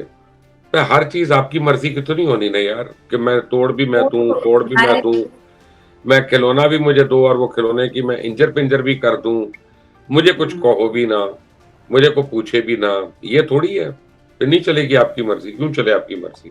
सर आपकी राना सनाउल्लाह साहब से मुलाकात हुई, ज़ाहिर आप भी लंदन में हैं, तो आपने उनकी जो मुलाकात है उनसे क्या अख्ज़ किया? मियां साहब क्या सोच रहे हैं, क्या प्लानिंग है उनकी? आप अपना तज्ज़िया ही कोई देते हैं उस मुलाकात का। देखिए कुछ बातें जो मुझे राना सनाउल्लाह ने कही है वो तो ऑफ द रिकॉर्ड है, वो ऑन द रिकॉर्ड नहीं है। लेकिन मैं आपको ये बता सकता हूँ कि मियां साहब जो हैं वो इस वक्त मल्टीपल चीजों पे गौर कर रहे हैं। पहले ये है कि अगर अप्रैल में या मई में ये सूबाई असेंबलियों के इलेक्शंस होते हैं तो उनकी क्या स्ट्रेटेजी होगी, और अगर अक्टूबर में जनरल इलेक्शंस है तो उस पर क्या स्ट्रेटेजी होगी, और अगर जनरल इलेक्शन डिले होता है तो उस वक्त क्या स्ट्रेटेजी होगी। तो नून लीग के इस वक्त 3 इश्यूज हैं सबसे बड़े। सबसे पहला इशू तो उनका है इकोनॉमी, जो इकोनॉमी अभी तक संभल नहीं रही है। दूसरा इनका इशू है इमरान खान, और तीसरा इनका इशू ये है कि इन्होंने हालांकि अभी तक बकौल राना साहब के, ये उन्होंने मुझे बात की, कहते हैं हमने ऐसा कौन सा काम किया पिछले 7 महीने में जो गलत है, लेकिन ऑप्टिक्स ऐसे हैं कि लोग हर काम का, हर चीज का जिम्मेदार उनको ठहरा रहे हैं। अब कल हम बैठे हुए थे, मुझे मैसेज आया कि खुर्रम दस्तगीर ने कहा कि जी वजीर आजम शहबाज शरीफ की अनथक मेहनत से बिजली का बहरान टल गया। आपको उसको आदमी को पूछे, इंसान को, कि तुम इतने शरीफ आदमी हो, इतने अच्छे आदमी हो, इतना तुम्हें गिरने की क्या जरूरत है? शहबाज शरीफ का क्या ताल्लुक है बिजली के बुरान से? खंबे की जगह फिट हुआ था, ट्रांसफार्मर पे चढ़ गया था ग्लव्स पहन के, रबड़ के दस्ताने पहन के, तारों को बांध के उनसे झूला झूलता रहा था वो शहबाज शरीफ। भाई जो बाबडा वाले या लेस्को वाले या डिस्को जो भी हैं, तरबेला पे, मंगला पे, जो बेचारे लाइनमैन अपनी जिंदगी से खेलते हुए जिन्होंने इतने घंटों के बाद अंधेरों को दूर करने में मदद की, उनका नाम लेके उनकी तारीफ कर दो। यहाँ पे भी वजीर आजम, ये जो खुद नुमाई की हमारी सियासत है ना, और ये अंजुमन 27 बाहमी के तहत हम एक दूसरे की जो तारीफें करते रहते हैं, इससे इस मुल्क को तबाह हमने कर दिया। कोई हम अकल की ढंग की बात, कहीं और दुनिया का मुल्क होता तो कुरम दस्तगीर साहब माजी का हिस्सा होते, इस्तीफा आ गया होता उनका, लेकिन यहाँ पे तो शर्म किसी को आई नहीं। वो याद है आपको जब वजीर रेलवे थे आपके फेवरेट शेख रशीद साहब, तो कई हादसे हो गए ट्रेनों के, तो उनको लोगों ने कहा कि आप इस्तीफा दें। जी, साद रफीक साहब के दौर में भी कई हादसे हो गए। हाँ नहीं, मैं तो शेख रशीद के जवाब की बात कर रहा हूँ। तो शेख रशीद साहब को कहा कि आप इस्तीफा दे दे, कहते मैं ट्रेन का ड्राइवर साहब, मैं इस्तीफा दे दिया। अब मैं क्यों दे दिया इस्तीफा? अब ये लॉजिक है इन लोगों का, क्या इनसे बहस करें आप? सारी एक तरीके के छोटे बच्चे। सर लेकिन वज़ीर आज़म साहब ने ऐसे कौन से माजरत तो की है कि जो सारा कल हुआ है, सर मतलब पूरा पाकिस्तान अंधेरे में डूबा रहा, इतने मसाइल का सामना लोगों को करना पड़ा, किसी और कंट्री में ऐसा हो सकता था? नहीं, ना हुआ। होने को तो खैर अमेरिका में भी हो चुका है, पावर शटडाउन वहां पे भी हुए, ऐसी बात नहीं है, और कई कई दिन हुए हैं, 24-24 घंटे हुए हैं, ये बात नहीं है। बात यह है कि उसकी वजह तो हमें पता चले, बात यह है कि हमें ये तो पता चले कि एक्चुअली किसकी तकरीब कारी थी, या अगर कोई और वजह थी तो वो क्या वजह थी, ताकि कौम को आप मजीद अंधेरे में क्यों रख रहे हैं। यहाँ जो सच से भागते हैं ना, हम सच से जो इज्तनाब करते हैं, वो बेकार की बातें हैं, वो झूठ है। सर एक और खबर भी आई है खान साहब के हवाले से। खान साहब का जो निकाह पढ़ाने वाले मुफ्ती साहब हैं, मुफ्ती सईद खान साहब, उन्होंने एक बहुत बड़ा इंकशाफ किया है कि खान साहब का बुशरा बीबी के साथ 2 दफा निकाह पढ़ाया गया। पहला निकाह इद्दत के दौरान हुआ, फिर उसके बाद जब पता चला तो जाहिर है उन्होंने शरीयत की रूह से दोबारा से निकाह पढ़वाया। तो सर बुशरा बीबी तो रूहानियत पर यकीन रखती हैं, उन्होंने ये कैसे होने दिया? बुशरा बीबी रूहानियत का तो मुझे नहीं पता वो यकीन रखती हैं कि नहीं, लेकिन वो करप्शन पे जरूर यकीन रखती हैं, और वो घड़ियां चोरी करने पे जरूर यकीन रखती हैं। बुशरा बीबी इंतहाई पहुंची हुई खातून है, और उनके तभी एक्स हस्बैंड और उनकी औलादे जो हैं पहले शौहर से, वो अरबों खरबों पति हो गए, और बुशरा बीबी यकीनन उनके साथ करप्शन में मुलव्विस है, वरना वो कैसे हो सकते हैं, ठीक है ना। और इमरान खान भी है, उनकी नजरों के नीचे हो रहा है, उनकी नाक के नीचे हो रहा है। लेकिन यहाँ फैक्ट ऑफ द मैटर है कि रियासत मदीना का चूना पूरी कौम को लगाने वाला किस तरह से ढोंग करता है, कि किस तरह से उसके लिए निकाह और इद्दत और ये इस्लामी हमारी जो चीजें हैं, ये उसके लिए एक मजाक है, और उसके लिए कोई असर ही नहीं। अब तो इस पे इज्तिहाद होना चाहिए कि जिसने ऐसा किया, क्या उसको कोड़े नहीं पड़ने चाहिए जना के इल्जाम में? क्या उन दोनों को सरेआम कोड़े नहीं पड़ने चाहिए, इमरान खान को भी और बुशरा बेगम को भी, क्योंकि उन्होंने पहले जो है वो किया ना। मैं तो यही कह सकता हूँ, कोई यानी तब तो मुफ्ती सही नहीं ये बात कह दी, मैं तो नहीं कह रहा। तो इंसान निकाह तो पढ़वाया था ना, वो फिर जाहिर है बाद में जी पता पढ़वाया था, निकाह पढ़वाया था, वो उसको भी झूठी डेट्स बताई ना। मुझे मुफ्ती सही ने यही तो कहा कि मुझे झूठ बोला गया मेरे से, मुझे गलत डेट्स बताई गई। जब मुझे बताया गया कि सही डेट क्या है, तो फिर मैंने कहा कि ये तो निकाह वाजिब नहीं है, दोबारा से करो, फिर दोबारा से हुआ। सर खान साहब ने रजीम तब्दीली का सबसे ज्यादा जिम्मेदार मोहसिन नकवी साहब को ठहराया, वही मोहसिन नकवी साहब जाहिर है निगरान वज़ीर आला बन गए, तो अब खान साहब कहते हैं वो एहतजाज करेंगे। आपको लगता है एहतजाज के मामला ठीक हो जाएंगे? करें एहतजाज, सानू की मेरा मतलब है कि ये वो ठंड का मौसम है, पिकनिक का टाइम है, आ जाएंगी वो डांस करने वाली, नाचने वाली, ढोल की ताप पे, घर से जॉगर पहन के, जीन्स पहन के, गले में अपना पीटीआई का हार पहन के और झंडा लगा के, तो करें, 100 दफा करें एहतजाज। पहले हुकूमत नहीं गिरानी थी ना, बड़ा इतना सा सिंपल हिसाब। अपनी हुकूमत खुद ही उसके पैरों में कुल्हाड़ी मारी, अब जो है वो उनको तकलीफ हो रही है, होने दें।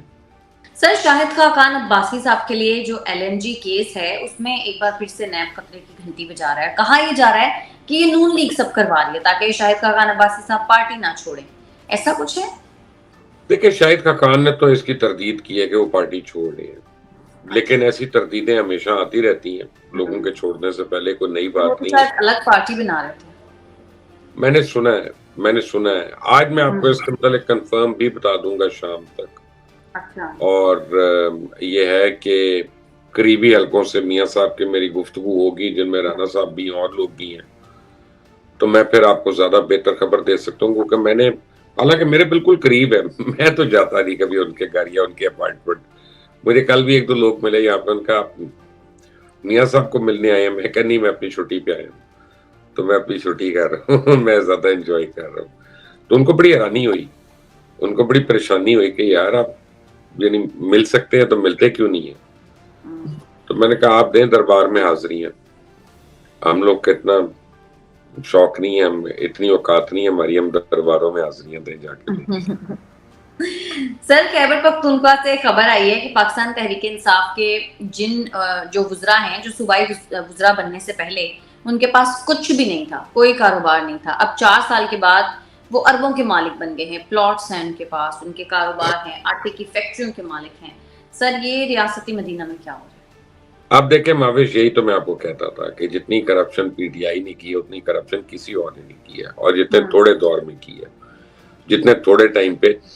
और अभी तो इन लोगों की पहली बारी थी, अगर इनको दूसरी बारी खुदा ना खासा दे दी जिसमें इनके चाके खुल गए और इनको तरीके वारदात जो है वो पता चल गए और समझ आ गए, तो ये तो सब कुछ उधेड़ देंगे। मैं आपको बड़ी सीरियस एक बात बताता हूँ कि पाकिस्तान के जितने भी सियासतदान हैं, मुझे तो अब ये लगता है कि ये पाकिस्तान से मुखलिस ही नहीं है। मैं तो ये, मुझे नहीं लगता कोई भी है, मुझे लगता है सारे अपने आप से मुखलिस है, अपनी औलादों से मुखलिस है, इस मुल्क से नहीं है। और पाकिस्तान रहता है, खुदा न खास्ता नहीं रहता। आप देखें जब मशरकी पाकिस्तान भी गया तो इनमें से कितने थे जिन्होंने कुछ खुदकुशी कर ली या शर्म से मर गए या दुख से अपना उनकी ग्रोथ नहीं हुई, उनकी स्टैंडर्ड ग्रोथ हो गई, कोई एक भी नहीं था। तो ये दोबारा भी नहीं होना ऐसे। और हम जितनी देर इस बातों पे अपनी आंखें बंद करके रखेंगे हम उतनी बेवकूफ होंगे। ये हमारे सामने हो रहा है, हमारा मुल्क तोड़ा जा रहा है, हमारे मुल्क को खत्म किया जा रहा है, हमें नजर आ रहा है। और अगर हम उस पर बात नहीं करेंगे तो हम मुजरिम कुफर करेंगे। सर, लेकिन तहरीक इंसाफ को खदशा ये भी है ना कि जो विफाकी हुकूमत है वो निगरान हुकूमत को 1 साल से ज्यादा अरसे के लिए लाई है ताकि उनके खिलाफ तमाम जो इंतकामी कार्रवाइयां हैं वो की जा सकें। उनका खदशा दुरुस्त है? तो अच्छी बात है अगर ऐसा है तो। मुझे तो अभी नहीं पता, लेकिन अगर ऐसा है तो मैं तो उसकी तायीद करूंगा, उसको अच्छा कहूंगा, क्योंकि जितनी विच हंटिंग तहरीक इंसाफ ने की, अपनी अपोजिशन की और अपने से इख्तलाफ करने वालों की, उसकी तो अशरा अशीर भी इनके साथ हो जाए तो इनका तो वजूद खत्म हो जाए। अब देखे ना, इनके इस्तीफे मंजूर हुए हैं तो अब चीखें निकल रही हैं इनकी नेशनल असेंबली में, और वहां पे कलाबाजियां खा रहे हैं, नहीं ये वो हम अदालत जाएंगे, हम नहीं। भाई तुमने दिए थे इस्तीफे यार, पूरी कौम के आगे तुमने 10,000 बार ही कहा था, कई महीने कहते रहते कि हमारे इस्तीफे कबूल क्यों नहीं करते, प्रेस कॉन्फ्रेंसेस कर करके कहा था कि हमने आने की कोई जरूरत नहीं, स्पीकर को दे दिया, अब इस्तीफे मंजूर करो। अब कर लिए उसने, तब इनकी दौड़े लग गई। लेकिन सर, अब जिस तरह से इस्तीफे मंजूर हुए हैं तो इखलाकी तौर पर तो अब इंतखाबात हो जाने चाहिए, इंतखाबात ही वाहिद रास्ता है। इंतखाबात हो जाएंगे ना, बाई इलेक्शन हो जाएंगे वहां पे, बाई इलेक्शन हो जाएंगे, कोई बात नहीं उनकी जगह पे। सर, मैं जनरल देखते कौन है, क्योंकि जाहिर है वो आपकी मर्जी से क्यों हो हर चीज, तो मेरी मर्जी से ना हो, लेकिन अब जाहिर सी बात है आईन ये कहता है अगर कोई इस्तीफा देता है उसका इस्तीफा मंजूर होता है, उसकी जगह बाई इलेक्शन होगा। जनरल इलेक्शन तो अपने वक्त पे होगा महादेश। तो 6 महीने तो खाली नहीं रह सकती वो जगहें, तो अब उसकी जगह किसी और ने तो आना है वहां पे। तो सर, लेकिन उन्होंने तो इसी मकसद के लिए पंजाब और खैबर पख्तूनख्वा की भी असेंबली छोड़ी है ना। उनके मकासद के तहत आइन में तब्दीलियां तो नहीं होती। वो आइन में तब्दीली करनी थी तो कानून साजी करनी थी, कानून साजी करनी थी तो असेंबली के अंदर रहना था, इस्तीफे नहीं देने थे। इस्तीफे दे के पार्लियामेंट लॉजेस पे कब्जा नहीं रखना था, पेट्रोल वाली गाड़ियां नहीं लेनी थी, झंडे नहीं लगा के रखने थे, ठीक है ना। तो फिर ढंग के अपना इंसानों की तरह बन के, इंसान बन के वहां पे ढंग से काम करते, कानून साजी करते, अवाम का सोचते। अपनी जेबें ठूंसने का, ये अरबों रुपए की करप्शन अब जो आप बता रही है केपीके में, इसका जवाब दे ना इमरान खान। इस पे क्यों नहीं प्रेस कॉन्फ्रेंस करता कि उसने और उसके चोरों ने कैसे अपना डकैतियां मारी हैं। खुद इमरान खान इन चोरियों में मुलव्विस है, उसकी नाक के नीचे हो रहा है, हर फैसला उसके कहने पे होता था।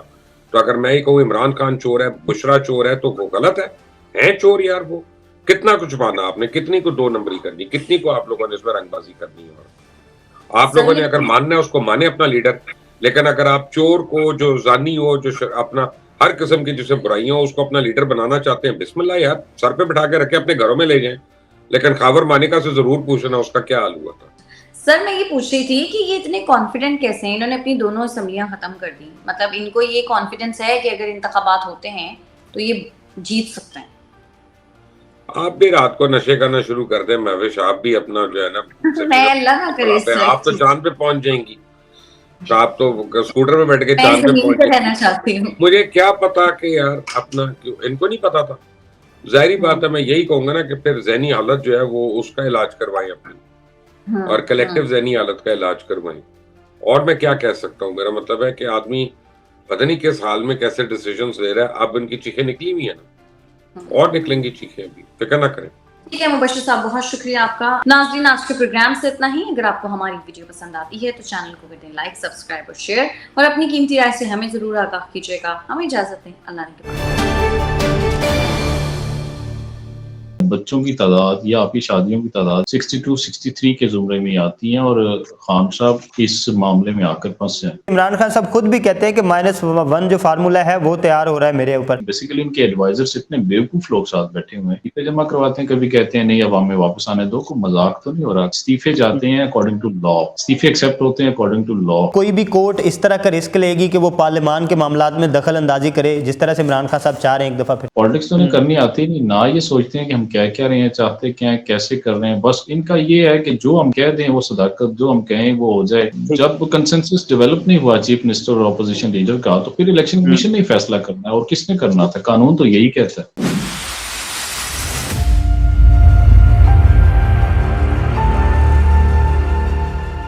अस्सलाम नाज़रीन, आप देख रहे हैं प्रोग्राम बागी क्यों, और मैं हूं आपका होस्ट ज़ैनुल आबिदीन। नाज़रीन, मुल्की मामलात जो हैं वो दिन ब दिन कशीदा होते जा रहे हैं। इमरान खान साहब ने एक दफ़ा फिर से एहतजाज की सियासत को अडॉप्ट किया है, एक दफ़ा फिर से सड़कों पर आने को तैयार हैं। उन्होंने कहा है कि पंजाब के जो केयर टेकर सेटअप है उसमें जो नए CM पंजाब मोहसिन नकवी साहब हैं वो भी उस साजिश में शामिल थे जो इमरान खान साहब को गिराने के लिए की गई। कौन कौन इस साजिश में शामिल था, इस पर भी आज बात करेंगे, और कानूनी माहिरीन की राय लेने की कोशिश करेंगे कि किस तरह से मौजूदा सूरत हाल को, क्या जो रेजिग्नेशन किए हैं PTI ने नेशनल असम्बली से, क्या वो वापस लिए जा सकते हैं? क्या दोबारा एंट्री हो सकती है PTI की नेशनल असम्बली में कानूनी तौर पर? और इसके साथ साथ जो टेरियन वाइट का इतना बड़ा केस है, क्या उसमें नाअहली हो सकती है इमरान खान साहब की?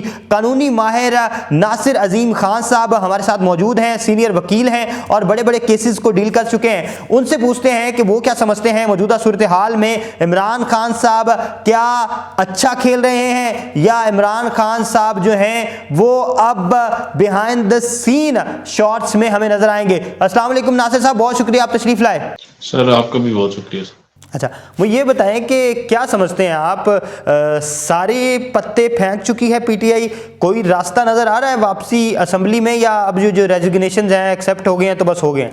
असल में शाह साहब बात ये है कि जो रेजिग्नेशन इन्होंने सबमिट करवाए थे और आज भी रेजिग्नेशन एक्सेप्ट हुए हैं जो बकिया थे, तो इसके बाद तो वापसी मुमकिन नहीं है और हो भी नहीं सकती। जब आप खुद रेजिग्नेशन सबमिट करवाते हैं और उसका डिनायल भी नहीं करते, और जब स्पीकर अपने कानून और अपनी स्वाबदीद के मुताबिक उसको एक्सेप्ट कर लेता है, तो उसके बाद तो फिर कोई रास्ता नहीं रहता। ठीक है। अच्छा, मुझे ये बताएं, आपने बड़े बड़े केसेस लड़े हैं, तो इमरान खान साहब पर जो नाअहली की तलवार लटक रही है, इसके बारे में आपका क्या ख्याल है? बच जाएंगे? क्योंकि इमरान खान साहब खुद भी कहते हैं कि -1 जो फार्मूला है वो तैयार हो रहा है मेरे ऊपर। तो आप क्या समझते हैं कि जो टेरियन वाइट वाला केस है ये किस कदर संजीदा हो सकते हैं? देखिए, ये मामला तो संजीदा इस तरह है कि खान साहब UK की कोर्ट्स में पेश भी हुए सारे मामले में, और खान साहब ने इस सारे मामले को वहाँ पे फेस भी किया हुआ है। खान साहब ने वहाँ पे माना भी हुआ है कि ये उनकी बेटी है, तो यहाँ पे डॉक्यूमेंट्स में उसको इंदराज करना ज़रूरी होता है जब आप MNA का इलेक्शन लड़ते हैं, जब आप MP का इलेक्शन लड़ते हैं या कोई भी इलेक्शन लड़ते हैं। आपके जो क्वाइफ होते हैं या आपकी जो एसेट्स होते हैं या आपकी जो बच्चों की तादाद या आपकी शादियों की तादाद या जो भी होती हैं, आपने कानूनी तौर पर उसको लिखना होता है, अपनी प्रॉपर्टी को लिखना होता है। तो ये सारी चीज़ें 62-63 के ज़ुमरे में आती हैं और खान साहब हो सकता है, माइट बी पॉसिबल कि इस मामले में आकर फंस जाएं। नहीं, ये संजीदा केस है या जिस तरह से PTI वाले इसको लाइट लेते हैं कि ये तो कोई इतना बड़ा मामला नहीं है, ये उनकी पर्सनल लाइफ है, या इस तरह से, तो आप क्या समझते हैं, इसको संजीदा लेना चाहिए या इसको लाइटर नोट पे ही लेना चाहिए? देखिए, संजीदा तो हर केस संजीदा होता है और अगर कोई शख्स केस को संजीदा नहीं लेकर उसको फेस करता तो मैं समझता हूँ वो मुश्किल में भी फंस सकता है और हो सकता है कि टेरन वाइट वाले केस में खान साहब को फेस करना पड़ जाए और मुश्किलात का सामना हो। उसकी वजह ये है कि खान साहब ने एडमिट किया हुआ है कि उनकी औलाद है और खान साहब ने अगर वो एडमिट किया हुआ है तो खान साहब को यहाँ पर भी डॉक्यूमेंट्स में उसको दर्ज करना चाहिए और उसको एडमिट करना चाहिए। और मैं समझता हूँ अगर खान साहब की वो हैं बेटी तो उनको करना चाहिए, इसमें तो कोई हर्ज नहीं है, लेकिन केस को केस की तरह लेना चाहिए। नहीं तो आप समझते हैं कि कोई ऐसा कानूनी यूटर्न मौजूद है जिससे इमरान खान साहब अपनी बेटी से मुकर सकते हैं? देखिए, मुकरने पे तो आप कुछ भी किसी भी बात से फिर जाएं तो वो तो हो सकता है, लेकिन मैं समझता हूँ कि इस मामले में अगर वो पीछे हटते हैं तो डॉक्यूमेंट्स UK वाले सामने आ जाएंगे और अगर वो पीछे नहीं हटते तो यहाँ के जो पाकिस्तान के डॉक्यूमेंट्स है अगर उसमें इंदराज नहीं है या उसमें यूएसए की कोर्ट में बेसिकली वो शायद आ रहे हैं केस।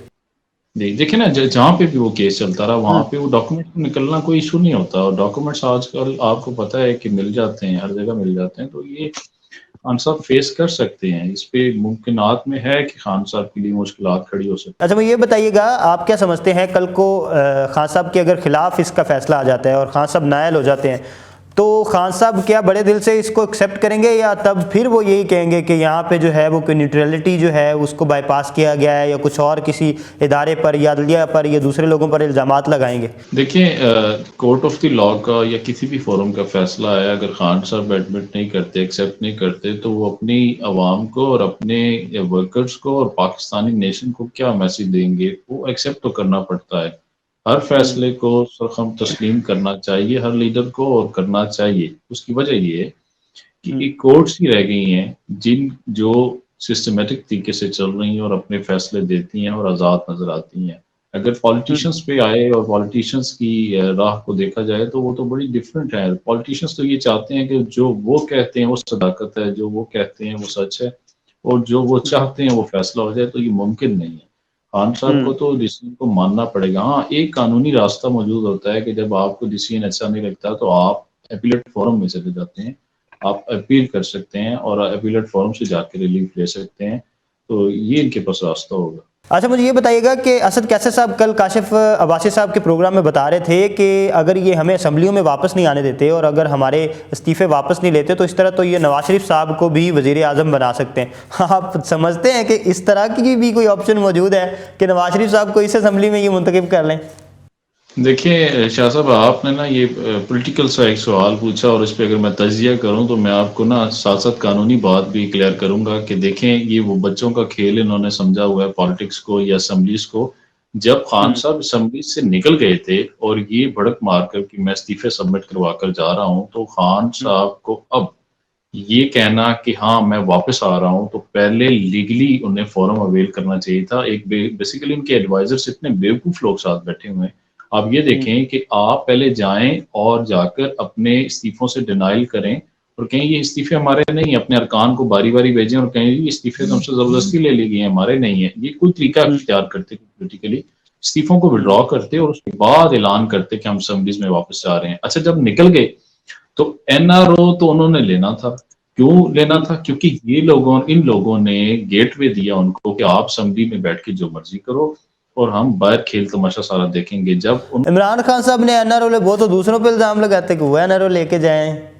देखिए, वो लेके गए हैं ना, लेकिन लेके किसकी कह लें कि मदद से गए हैं? वो पाकिस्तान तहरीक इंसाफ की मदद से गए हैं। अगर पाकिस्तान तहरीक इंसाफ असम्बली में बैठती, रजिस्ट करती, कवानीन को पास ना होने देती, तरमीम ना होने देती, तो आज कोई किसी किस्म का NRO ना होता। हाँ, आज अगर ये बात पार्लियामेंट में पास हो जाती है मियां नवाज शरीफ के हवाले से, तो क्या फिर ये रोक सकते हैं? ये तो बाहर बैठे हुए हैं। इन्होंने ये कभी इस्तीफे जमा करवाते हैं, कभी कहते हैं नहीं अवाम में वापस आने दो। कोई मजाक तो नहीं हो रहा? इस्तीफे जाते हैं अकॉर्डिंग टू लॉ, इस्तीफे एक्सेप्ट होते हैं अकॉर्डिंग टू लॉ। अब कौन सा कानून ऐसा बचा है जिसके मुताबिक इनको वापस? जनाब इमरान खान साहब कहते हैं जी अब हम जो है वो मुल्क की मफाद के लिए वापस असम्बली में आना चाहते हैं। आप समझते हैं कि जब इन्होंने छोड़ा था तब मुल्क की मफाद के लिए छोड़ा था, और अब अगर वापस आएंगे तो मुल्क की मफाद के लिए आएंगे या अपनी ज़ाती सियासत को सेफगार्ड करें? जब छोड़ा था तो तब भी वज़ीर-ए-आज़म शिप का दुख था, और जब वापस आना चाह रहे हैं तो केयर टेकर प्राइम मिनिस्टर के अपॉइंटमेंट के हवाले से जो कोऑर्डिनेशन होती है प्राइम मिनिस्टर की और opposition leader of national assembly की, तो उस हवाले से वापस आना चाह रहे थे। अदरवाइज तो कोई वजह बाकी नहीं थी। जो पाकिस्तान नेशनल लेवल की और नेशन की वजूहत थी वो तो इन्होंने पसे पर्दा रखकर ये असम्बली से बाहर जाकर बैठ के और पीछे पीडीएम अपने मर्जी के कवानीन पास करवाती गई।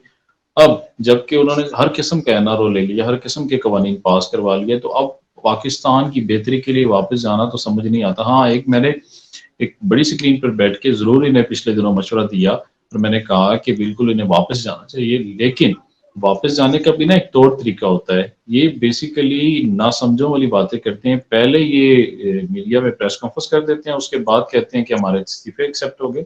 आपको लीगल तरीका अख्तियार करना चाहिए था, अपने इस्तीफे विड्रॉ करवाते, उसके बाद अपनी इंटेंशन शो ना होने देते, जब इस्तीफे वापस आ जाते तो फिर आप वापस असेंबली में जाते।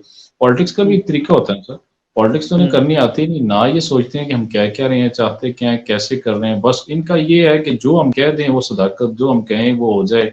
मुमकिन नहीं है सर। तो मोहसिन नकवी साहब पंजाब के वज़ीर आला मुंतखब हुए हैं, तो उस पर भी इमरान खान साहब ने ये कहा है, एक उन्होंने कहा है कि हम एहतजाज करेंगे, उन्होंने कहा हम कानूनी जो है वो चाराजोई भी करेंगे, और इसके साथ साथ उन्होंने कहा कि जो मेरे खिलाफ साजिश हुई थी उसमें मोहसिन नकवी साहब भी शामिल थे। अब मुझे ये बताएं, कोई लिस्ट जारी कर दें एक ही दफ़ा जिसमें पता चल जाए कि कौन कौन बंदा साजिश में शामिल है, क्योंकि जो बंदा नया अपॉइंट हो रहा है वो साजिशी अब हमें पता चल रहा है। अच्छा, शाह साहब मैं आपको एक बात क्लियर कर दूं। पहले होता ये है कि अपोजिशन लीडर का और चीफ मिनिस्टर का आपस में इत्तेफाक राय होने के चांसेस होते हैं। अगर ना हो तो फिर मामला इलेक्शन कमीशन पाकिस्तान के पास अकॉर्डिंग टू कॉन्स्टिट्यूशन 1973 चला जाता है। कानून के मुताबिक फिर वो फैसला फरमाते हैं और वो जिस मर्जी को नॉमिनेट कर दें, कानून कहता है कि वो फिर निगरान वज़ीर आला पंजाब होगा, जैसे मोहसिन नकवी साहब के मामले में हुआ।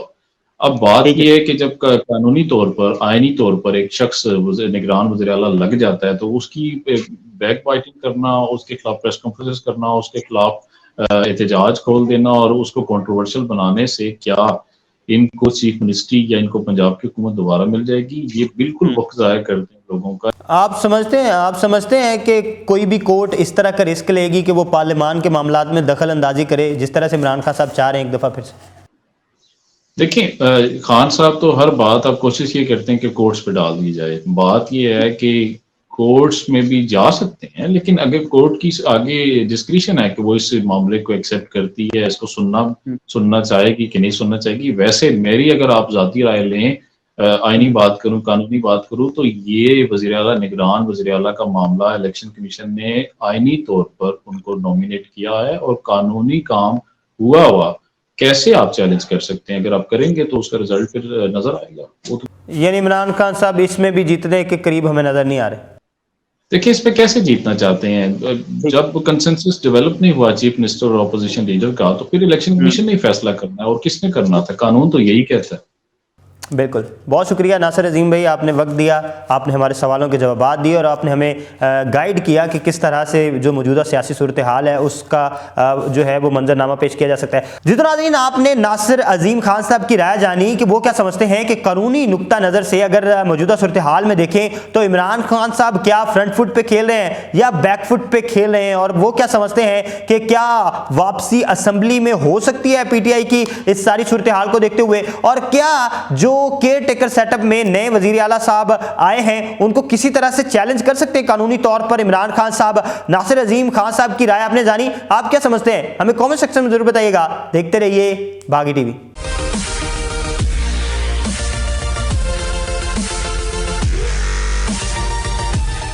पंजाब पुलिस आती है हमारे पास काम कराने के लिए, हमें पता है बाइक चोरी कैसे रुकनी है। यासर भाई ने जो वीडियो बनाई है, छोटी सी बच्ची मुझे कह रही चाचू मीडिया वाले अंकल क्या कह रहे हैं, आप चोरों के साथ मिले हुए। हमारी माशरे में ये इज्जत है, इस बंदे ने चंद सेकंड का प्रोग्राम किया है और हमारे इस सिस्टम को दरम बरम कर दिया।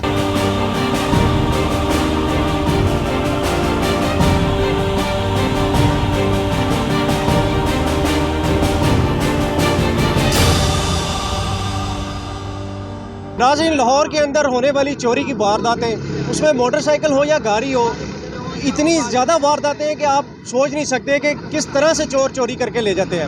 आपके पास उसकी मास्टर की भी होती है, लेकिन फिर भी चोर 2 मिनट नहीं लगाता, वहाँ से चोर चोरी करके ले जाता है। इसी वाले से मेरे साथ इस वक्त लॉक मास्टर यहाँ पर मौजूद हैं, उनसे बात करते हैं। और एक और बात कि पिछले दिनों एक वीडियो वायरल होती है सोशल मीडिया पर, उस वीडियो की वजह से जो लॉक मास्टर हैं कितने परेशान हैं, उनकी साख को कितना नुकसान पहुंचा है, इसी वाले से उनसे बात करेंगे। लेकिन सबसे पहले हम बात करेंगे कि मोटरसाइकिल या गाड़ी चोरी कैसे होती है। भाईजान, सबसे पहले आप मुझे ये बताएं, उसके बाद हम दूसरी बात सर, बाइक चोरी होने च कंपनियां दी बहुत वड्डी लापरवाही हैगी है। होंडा कंपनी बाइक कंपनी दी इतनी वड्डी लापरवाही है कि वो इन्हां दिन ब दिन लोग दी पावर, लोग दी खासियत इन्होंने खत्म कर दी। इन्होंने जिस गरी होंडा तैयार होया सी ਉਹੀ सिस्टम लोग सिस्टम ਹੁਣ तक चल रहा है। नहीं, तो नया सिस्टम आ गया, भाई, चाबी ही नहीं है। वो भाई वो जैली सिस्टम है, वो आवाम के लिए नुकसानदेह। और जो इन्होंने की लेग सिस्टम बनाया है गाड़ी के लिए, ये सिस्टम फेल हो गया हुआ है। ठीक है, ये की लेग सिस्टम क्या है, एक स्कैनर के साथ आप चंद सेकंड के अंदर चोरी कार चोरी हो जाती है। ना उस गाड़ी को अब लो कार है, रिमोट कर दिया है, महंगा रिमोट बना दिया है। महंगा रिमोट आवाम के लिए नुकसान है, आवाम के लिए है उसका, चोर के लिए, चोर ने तो चोरी करके ले जानी गाड़ी अपनी। पिछले दिनों जो वीडियो वायरल हुई थी उस पर आप क्या कहना चाहते हैं, मुझे बताएं। एक चोरी ऐसे हो ही नहीं सकती, एक बंदा जानता ही कैसे हो सकता है। सर, ऐसे चोरी हो ही नहीं सकती। ठीक है, चोरां दा साडे को काम ही कोई नहींगा, चोर साडे को आएगा इत्थे। सारी बात है, चोर अगर गाड़ी चोरी करेगा वो यहाँ पर खड़ा होगा, सोचने वाली बात है, कॉमन सेंस की बात है। अगर एक बंदा 1 महीने में एक गाड़ी भी चोरी कर लेता है, वो कभी भी इधर नहीं आएगा। उसके लिए तो 2-3 महीनों का राशन है, बड़ा बेहतरीन किस्म का, अगर वो एक गाड़ी चोरी करता है तो किस तरह से ये, यानी कि ये एक प्रोग्राम करने पर सारी साख खराब हो गई। और एक बंदा जो मेहनत मजदूरी करता है उसकी क्या यानी कि हैसियत रहेगी माशरे में। ये एक ऐसा हुनर है, पूरी दुनिया में इसकी मांग है। बाहर के मुल्क के अंदर इस टेक्निकल काम को लोग सलाम करते हैं। ठीक है, पाकिस्तान के अंदर इस वीडियो जिंदगी में इस तरह का वीडियो नहीं चली, जिंदगी में इस तरह का चैनल के ऊपर वीडियो नहीं चली हमारे ऊपर। अच्छा, ठीक है, ये बिल्कुल ज्यादती हुई है। हालांकि बेसिकल मैं इस बात से मैं इतनी टेंशन ली है, मैंने यकीन करें मेरा दिल की गया मैं काम छोड़ दूँ। ये वाला गलत बयानी के ऊपर हमारे ऊपर इल्ज़ामदारी की गई है, गलत इल्ज़ाम लगाया गया है। यार, हम तो मेहनत मजदूरी कर रहे हैं, इस लाहौर के रहने वाले हैं, हर बंदे को मेरे साथ काम है। पंजाब पुलिस आती है हमारे पास काम कराने के लिए, हर तरीके का हर बंदा आता है हमारे पास काम कराने के लिए। भाई, हम टेक्निकल बंदे हैं, हमें पता है बाइक चोरी कैसे रुकनी है, हमें पता है। हमें यहाँ से ये पूछे भाई की लेस की गाड़ी कैसे रुकनी है, की लेस की चोरी। घरों में चोरियाँ, घरों में जो चोरियाँ हो रही हैं, ये लोग यूट्यूब से ट्रिक देखते हैं, यूट्यूब से ट्रिक देख के घरों में चोरियाँ करते हैं। ठीक है, ये चीज़ मैं साबित कर दूं। ये कहना चाह रहे हैं कि जो पिछले दिनों वीडियो वायरल हुई थी वो हकायक में मबनी नहीं है, होता ये कि हमारे पास आते हमसे पूछते। भाई, हम तो गाहक को डीलिंग के अंदर हमें पता चल जाता है। जो कस्टमर हमारे पास आता है, हम उसको फ़ौरन देखकर हमारी उस डीलिंग की वजह से हम उसको जज कर लेते हैं। बताइए क्या लफाज कह रहा है, ये क्या बात कह रहा है। यासर भाई ने जो वीडियो बनाई है, गलत वीडियो बनाई है, इसकी वजह से हमारे घर में, हमारी फैमिली में छोटी सी बच्ची मुझे कह रही चाचू काम पे ना जाओ, मीडिया वाले अंकल क्या कह रहे हैं, आप चोरों के साथ मिले हुए। मेरी वालदा की शुगर आई हुई इस बंदे की वजह से। सारी बात है, वो सारा घर का खर्चा आपके चलाता है। जिस घड़ी उन्होंने वीडियो ये देखी है, उन्होंने मुझे फ़ौरन रब्ता किया है, बेटा ये बंदा क्या कह रहा है। ठीक है, हमारी माशरे में ये इज्जत है, हमारी माशरे में ये इज्जत है। इस बंदे ने चंद सेकंड का प्रोग्राम किया है और हमारे इस सिस्टम को दरम बरम कर दिया। मैं इंशाल्लाह ताला इस पर आवाज़ उठाऊंगा। ये बंदा ने ये जो प्रोग्राम किया है, इसका हमारे ख़ानदान पर हमारे मोहल्ले में इसमें रेपुटेशन ख़राब हुई है हमारे कि लोग ये समझते हैं कि ये जो लॉक मास्टर है ये चोर ही हैं जितने भी हैं। मोहल्ले में हमारी क्या इज्जत है, इलाके में तरह तरह की बातें सुननी पड़ रही है कोई इधर से आ रहा है अड्डे बंद कर दो, ये एक दिन के लिए अड्डे बंद हो जाए, इस पूरी कौम को पता चल जाए कि मास्टर की क्या वैल्यू है। इसने ज्यादती की है। शुरून भाई आपकी मेहरबानी है, इस चीज़ पर आप सोचें यार, ये इधर के रहायशी है, लाहौर के रहायशी हैं, लाहौर में काम कर रहे हैं और आवाम की खिदमत के लिए काम कर रहे हैं। नाज़रीन, असल में होना ये चाहिए कि सोशल मीडिया पे जो लोग काम कर रहे हैं बहुत बहुत अच्छा कर रहे हैं, माशरे की बुराइयों को सामने लाते हैं, लेकिन थोड़ी सी तहकीक के साथ काम होना चाहिए। मसलन थाने में जाएं, पूछे भाई लॉक मास्टर आपके इलाके में बैठा हुआ है, कोई रिकॉर्ड है, या अगर ये किस तरह काम करते हैं, तो इस तरह का मुस्बत चीज़ सामने है जिस पर हुकूमतें भी सोचे कि पॉलिसी क्या बनानी है इन लोगों के मुतालिक। पॉलिसी यही कोई नहीं, और आप उन लोगों में चढ़ दो रहे हैं जिनको पूछने वाला ही कोई नहीं, या जो अपनी मेहनत मजदूरी कर रहे हैं। तो लिहाजा ये एक लॉक मास्टर है जो कि मेहनत मजदूरी से काम करता है, और इसका कहना है कि मैं जो भी एक चाबी बनाता हूँ उसका बाकायदा तौर पर अपने पास हिसाब किताब रखता हूँ, मेंटेन करता हूँ, तस्वीर उतारता हूँ। तो अगर इस तरह का काम करता है तो लाजमी तौर पर इस जैसे जो लोग हैं उनके काम को मुतासर हुआ है, उनकी इज्जत को भी मसला बना है, उनको लोग अब ताने दे रहे हैं। तो यकीनी तौर पर ऐसे जो लोग हैं उनकी लिए बड़ा मसला बना है ये वीडियो के बाद। तो ये थे इसके जज्बात लॉक मास्टर के। हालांकि उसने सारे नुक्स भी बताए कि किस तरह मोटरसाइकिल चोरी होती है और हमारा कितना किरदार है बीच में। तो ये थे आज के सारे हालात जो इस वक्त लॉक मास्टर जो इस वक्त परेशान है इस टाइम, क्योंकि लाहौर की रोडों पे आपको जगह जगह हम नज़र आते हैं, तो लेकिन हर बंदा इस तरह से नहीं कर रहा। काली बेरे हर जगह मौजूद है, तो लेकिन हर बंदा ऐसा नहीं है। तो मज़ीद वीडियो के लिए देखते रहे बागी टीवी।